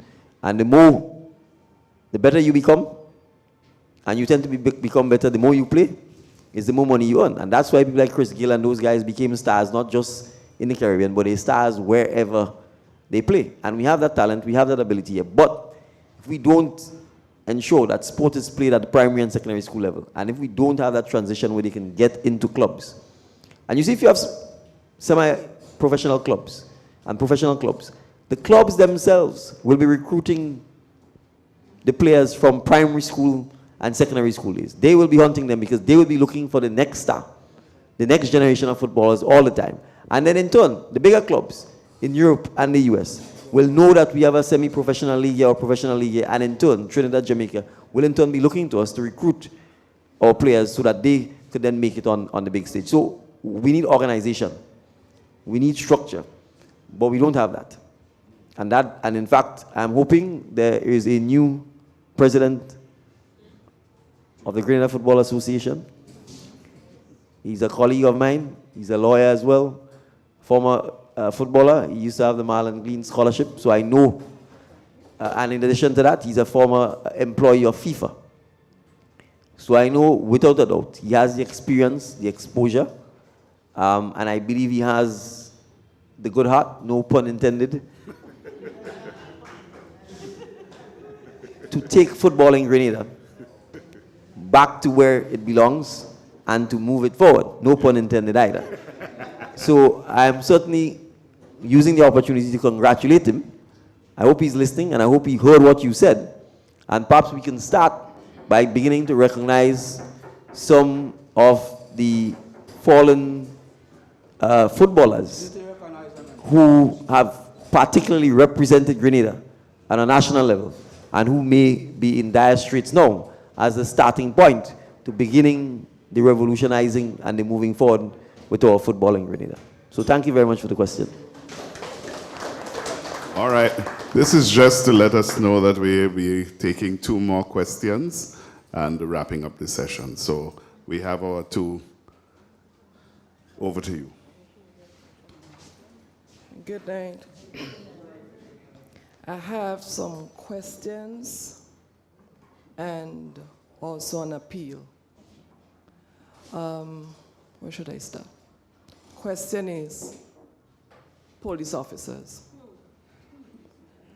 Monday will be the day for voting, and I'm appealing to them to go out there and make the right decisions. In terms of health, their family health. We have a situation where a police officer goes to the hospital and now there is no private wards for them. Everybody have to be in the same space. After police officers serve in this country for 20, 30, 36 years, and something happened to them, they have to go and face, we're not saying that they are better than other persons, but they are in the open ward with everybody. The health sector, maybe five years ago to now, is terrible. I heard about it before, but actually experiencing it is heartbreaking. Where we have male medical ward, 3 toilet facilities there, 1 walk-in, having to face maybe 20 or 30, I could be wrong about the amount of persons inside there. So you as the patient might have to try to go to that bathroom first after 6 in the morning, before everybody wants to go there because feces on the toilet seat. Mold, it's terrible. I'm asking officers, before you make that decision on Monday, maybe just take a look and ask yourself if that is what you really want for yourself and for your family to really have to face. Another thing again, officers, children, I am appealing to you, please. Just in case something happened to you, nothing is in place for your family, no support for your family. And will you like to know that maybe you die? What happened to your family after you would have contributed and served this country what is really going to happen to your children. Every day since COVID, maybe before, but COVID came in. And what we're realizing now, we are going down and down. Officers and their family, we are reducing to poverty. We are going down. And I'm appealing to them. They are going out there first on Monday to cast that vote. Do it for your children. If you're trying to be ignorant and you just want to support a party for whatever reason, think about doing it for your children. Think about doing it for the wives or the husbands. What do you have in place for families? As within the next 7 days, you will be the next government in the next 7 days. What are you doing? What are you doing for us? What can you tell us you're going to do for us? And officers cannot be here. Some of them want to be here. They can't be here because they will be victimized. As I was sitting there wanting to come, I had to talk to my daughter first. And at that tender age, she's scared that, Mommy, be careful with what you say. Because of that, that shouldn't be. She is begging me to be careful. And maybe I would not say who I am, but I'm an officer's wife. There is nothing in place for us when our loved ones are in hospital. No support. Nobody's calling to find out what is happening to us. How are we feeling? No, you cannot go to the higher heads really to complain or to ask for help. Who are they? They are ministers' husbands or ministers' wives there. So when you go to them, it's really going to take your business to them, and you just never know how the campaigning might go on, and an officer might stand up for certain thing and they will say he came to beg. So even if you really want something, you would not go to them because it is not an independent body. What are you putting in place when we get into that government very soon? Another issue we have in terms of officers' children, again, the vacation time is coming in, or even children going to school. So we drop off our children to school, and by 3 o'clock, school over, we start worrying what is happening. Our children are placed home alone. And when we are there as officers, going out and taking care of the nation's children, who is taking care of our children? When we have Soca Monarch, or it doesn't matter what, whether it's a disaster, whether it's a hurricane, or it's a COVID, they have to be on the front line. And we are going out there and making phone calls every minute to find out if our children are okay home. Mr. Mitchell, what are you going to do for us?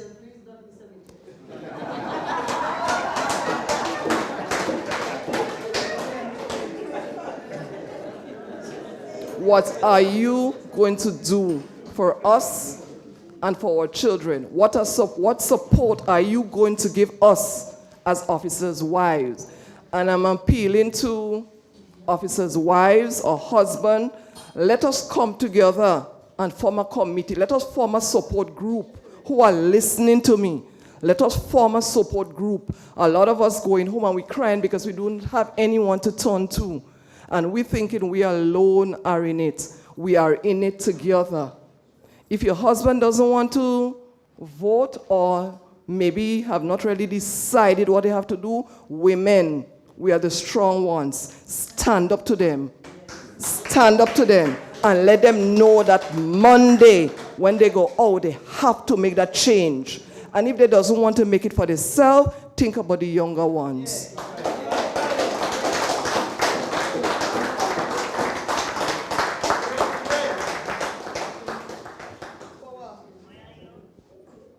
Thank you. Well, the questions are certainly not getting easier.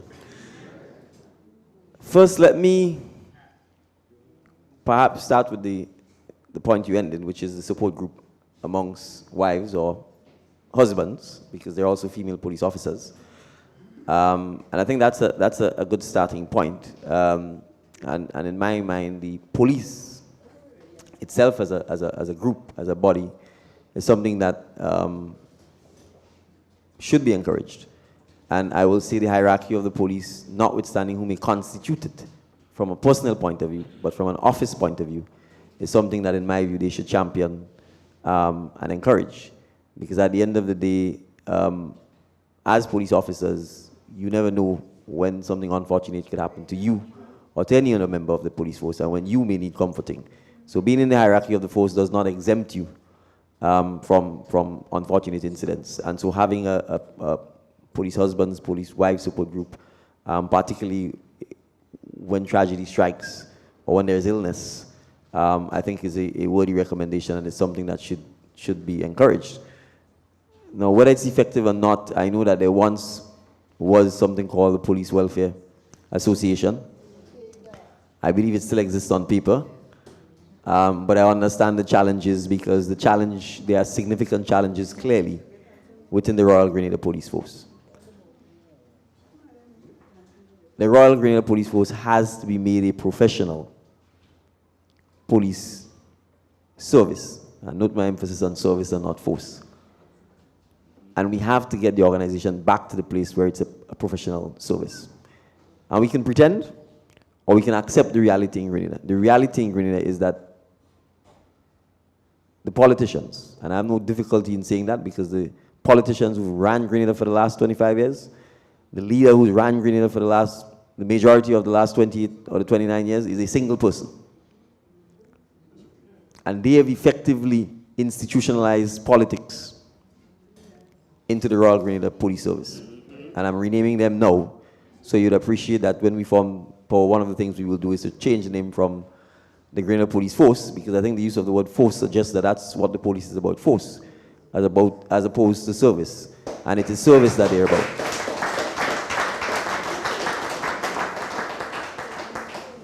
But the truth is, as I said a couple of Sundays back, it has to be made a professional organization. And once it is made a professional organization, a lot of things will fall in place, starting with the respect that police officers deserve and the dignity that they deserve, and us recognizing that, let's be honest, being a police officer is far more dangerous than being a lawyer or a teacher or a bus driver. That's the truth, or a nurse. And there has to be a recognition of that fact. And so some of the benefits that ought to come with that should be reflected. So, you know, there are a lot of things, and I use this as an example. I mean, the police is essentially a paramilitary force. And in almost every paramilitary or military force, for example, you'd have a cadre of police officers themselves who are skilled in things like construction, road building, you know, engineering work, civil engineering, you know, fire, rescue, being able to look after themselves first and foremost. They are the first responders. But yet still, you could go to Petit Martinique and see with your own eyes, in the middle of the rain, policemen climbing up on a ladder trying to hold down tarpaulin. And this was as recent as last week. So after I talked about the leaking roof in the police station in Petit Martinique, they sent tarpaulin for them. Right? So you don't have to wait to go to the hospital to see the awful conditions that police officers are subjected to. You have to go to the police stations themselves.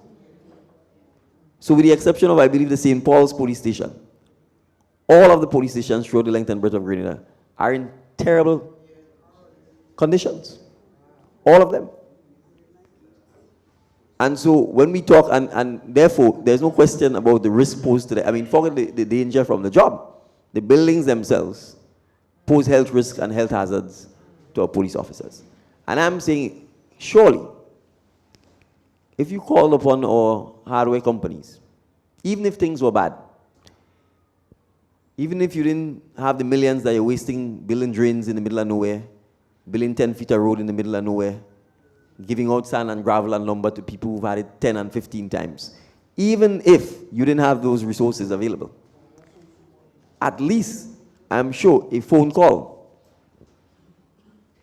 to the lumber companies, to the hardware companies to say, we have a situation in Petit Martinique where the building has deteriorated to the point that it's no longer usable. And we're asking for a donation of some galvanized. We're asking for a donation of some ply.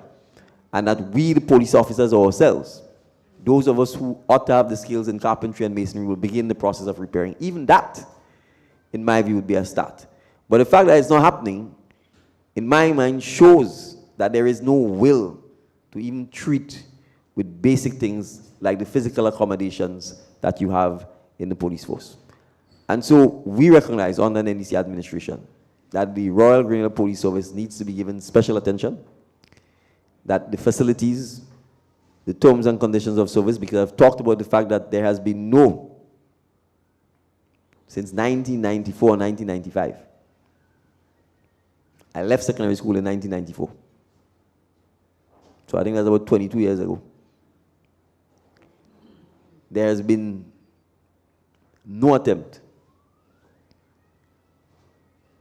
to deal with the terms and conditions of police employment or service, or any adjustments in the pay scale. None. So the questions were posed to illness,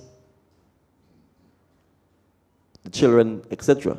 But for us to even get to there, we actually need to address some of the basic stuff, like the terms and conditions of police employment, like the facilities they have, like the fact, as I pointed out, that they have no insurance covering them should they be meeting a motor vehicle accident, because the insurance policies they currently take don't cover them. So I will say this. There has to be a total relooking of the police force. Police service, thank you. And to some extent, it has to be rebuilt. It has to be professionalized.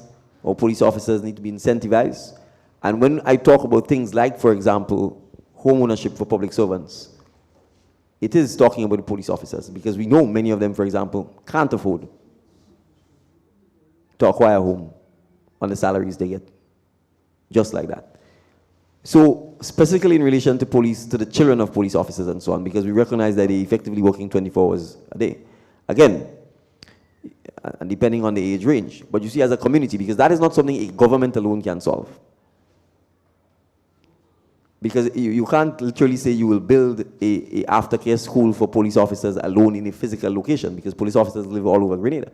But you see, if we had communities, if we had community centers, if we had clubs, where we know, for instance, our children is in a community center because they're learning to play football or play cricket, or they're learning some additional technical school, then you would have the assurance that even though I'm here working beyond the normal working hours, that my child has a place that they can go because there's something positive for them to look after, there's adult supervision around. So that is why part of the community building has to be a integral part of the things we do. The point about the fact that police officers, particularly if they might have been involved in high-risk jobs like drug enforcement or overt, where they are dealing with overt criminals, having to run the risk of ending up next to a criminal right next to you in the ward is obviously well made. And again, it goes back to a question of, for example, whether or not special medical facilities could not be provided. I'm just using this as an example, as the SSU camp. Because again, if we were talking about the fact that the police is a paramilitary force, the same way we are talking about having teaching nurses at our schools, is the same way one would ask, is there any police officer who is medically qualified? Is there any police officer who's a doctor? Is there any police officer who's a nurse? So the cross-training and so on, in my view, should be part and parcel of that. Because if they're the first responders, and there's an emergency, and you get to a scene, and someone needs CPR, but the police officer doesn't know how to do CPR, and you have to wait for the ambulance, or you have to wait for this, then you tend to know what happens. So again, the cross-training, and that's why I talk about the professionalizing of the force, the cross-training, but looking at things like ensuring that in sensitive cases, police officers are not exposed to undue risk by walking into a hospital, is a point well made, and I think it's something that we will certainly have to consider and see how we address. Right, but I want to use the opportunity to thank all of our police officers and their families, who, notwithstanding the terrible circumstances that they are enduring, the terrible physical conditions under which they work, who continue to serve us well and who continue to keep us safe. But I also want to point out that we cannot have a situation where women police officers themselves within the force are victims of the kind of crimes that as a society we condemn. We cannot continue a situation where female police officers are almost not represented within the hierarchy of the police force. We cannot have a situation where police officers are being promoted based on party affiliation, open, blatant party affiliation, and not based on merit. And as someone said earlier, what goes around comes around. It will destroy the police force. If it hasn't already, it will destroy the police force. And when it destroys the police force, it is we, the citizens, that will pay the price for it. We all have children, including the police officers. And if you take action that undermines the integrity and the respect of the police service, and citizens lose respect for the police service because they believe, and because police officers then believe that the persons who are running the police force are persons who are only there because of the political affiliation, they will not have respect for the hierarchy either. And your ability to command and to command the respect of your junior officers will fall away. And it's just a matter of time before all of us suffer and pay the consequences for it. So I too will use the opportunity again to ask our police officers to do the right thing. To do the right thing and exercise their franchise in a manner that will lift their own institution up and give the institution an opportunity again to become one that is professional, one that is respected, and where the police officers themselves are treated with dignity and respect. So thank you very much tonight.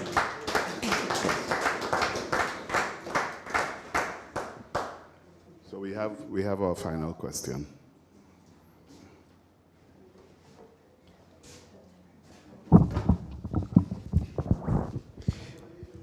Good night to Mr. Deacon Mitchell, Prime Minister in waiting. And good night to Miss Claudette Joseph, the PM in waiting for the tongue of St. George's. Yeah, my question are going to just differ a little. But however, I want to say something before I ask 3 questions. Now, Venezuela, I heard that Venezuela was the 4th producer of oil in the world. Those countries that in front of it is them Arab country, Kuwait and others. And Venezuela have oil, and Grenada is in boundary with Venezuela. And Trinidad have oil, and Trinidad is in boundary with Grenada. So I believe that we have oil. I really believe. So, so my question to you, Mr. Deacon Mitchell, do you have any plan to correspond with the government of Venezuela to establish an agreement to determine the marine boundary between Venezuela and Grenada as concern oil and gas in those waters? No. Second question. Well, I can answer that first one, right. Yes. But I will go further and say, there is clear evidence that oil and gas, the extent of it which we don't know, have in fact been discovered in the territorial waters of Grenada. And I've said that those resources belong to the people of Petit Martinique, Carriacou, and Grenada. And an NDC administration intends to find out what has been done with those resources. So, categorically, yes, we intend to ensure that we can address that issue.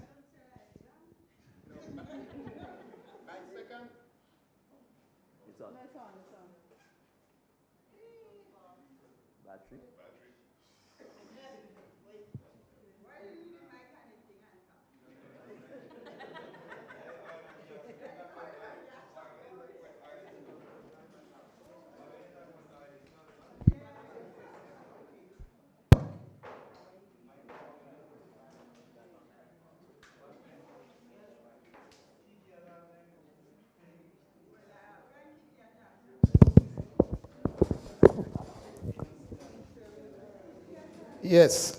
My second question, will you seek to find a credible oil company to drill for oil if oil is found in our waters? The answer again is absolutely yes. And my last question, will you continue giving churches concession?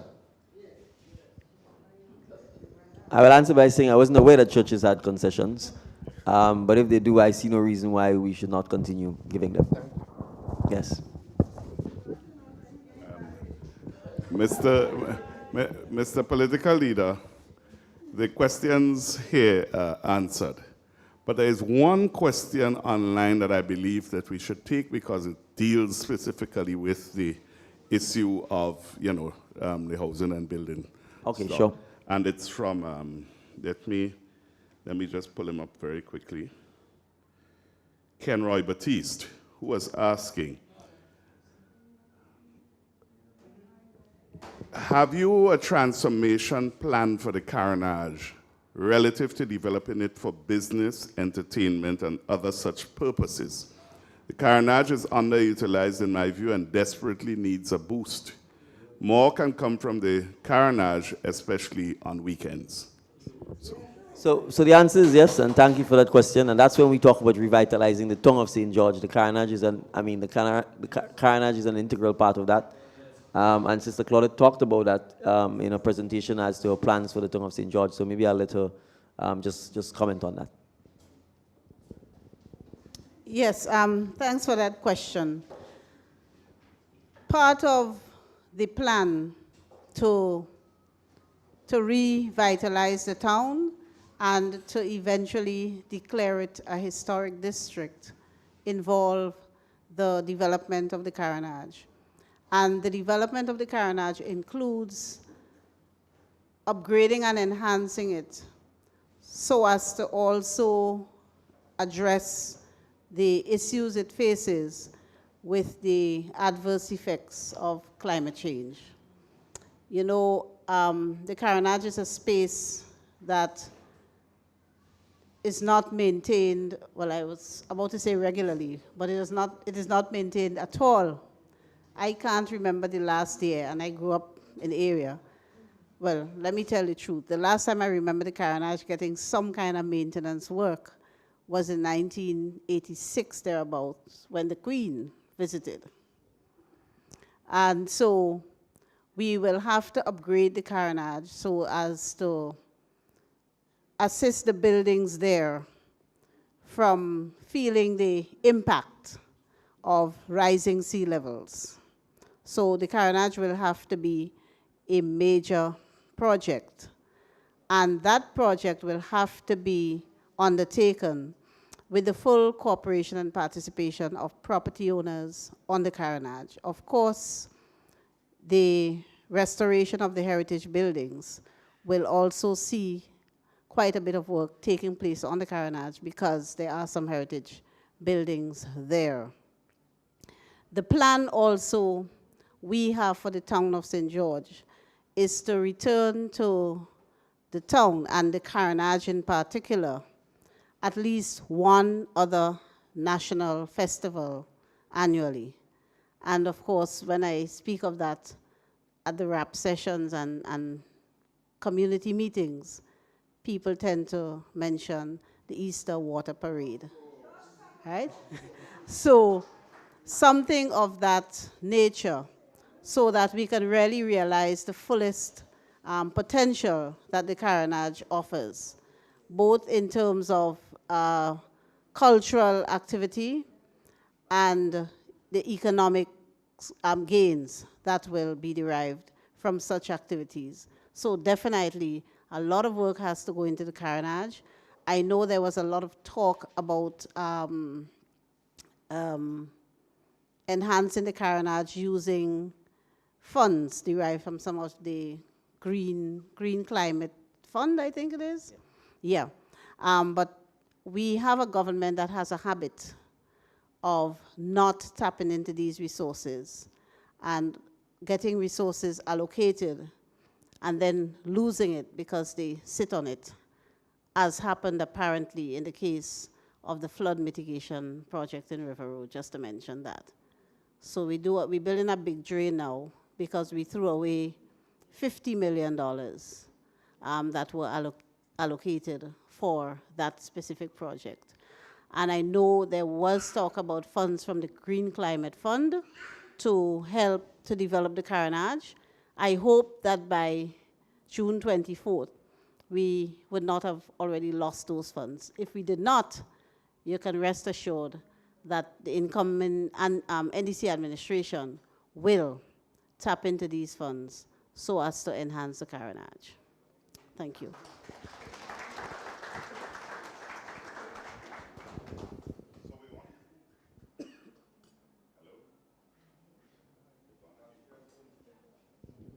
You can use this one.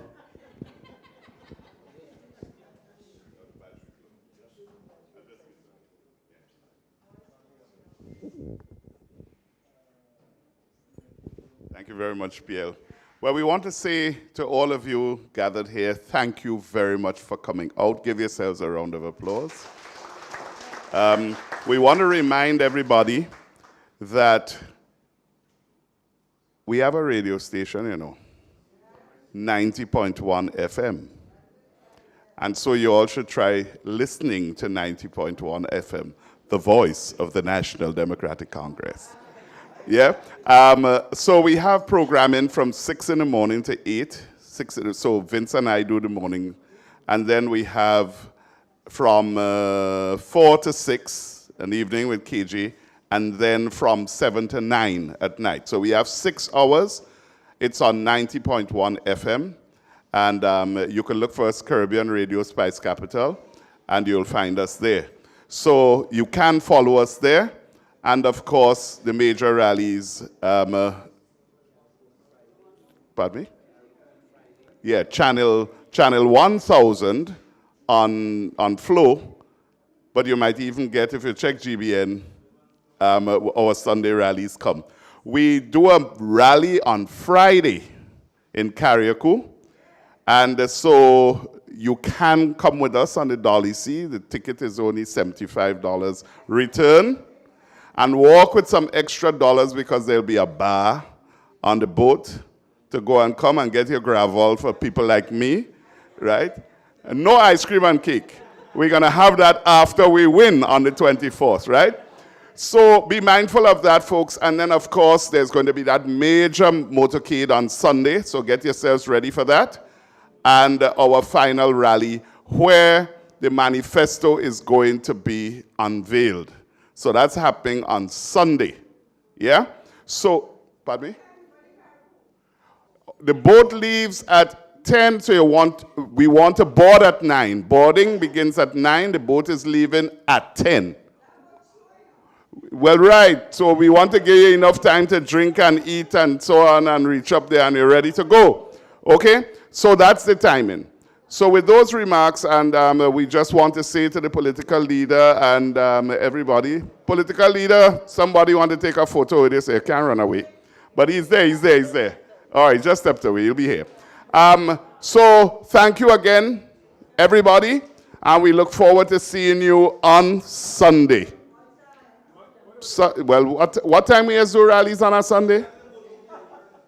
Look, listen to because you see, people come from different areas, so your MPs to be candidates will just check with the office to find out what time you will join the motorcade, okay? Right? Because you know they're coming from all over the island, so we have a massive island-wide motorcade. Yes, sir. Pardon me? Tickets for the Carriacou trip. Campaign headquarters, so and constituency offices. So you'll get them from your constituency office. Pardon me? Your office is... Yeah, you can also get it at the boat, you could come to the boat and get it before boarding. Yeah. Okay. Good, so thank you very much again. and you all get home safely, right? And we'll see you on Sunday, thank you very much, or on Friday for karaoke. Friday then Sunday.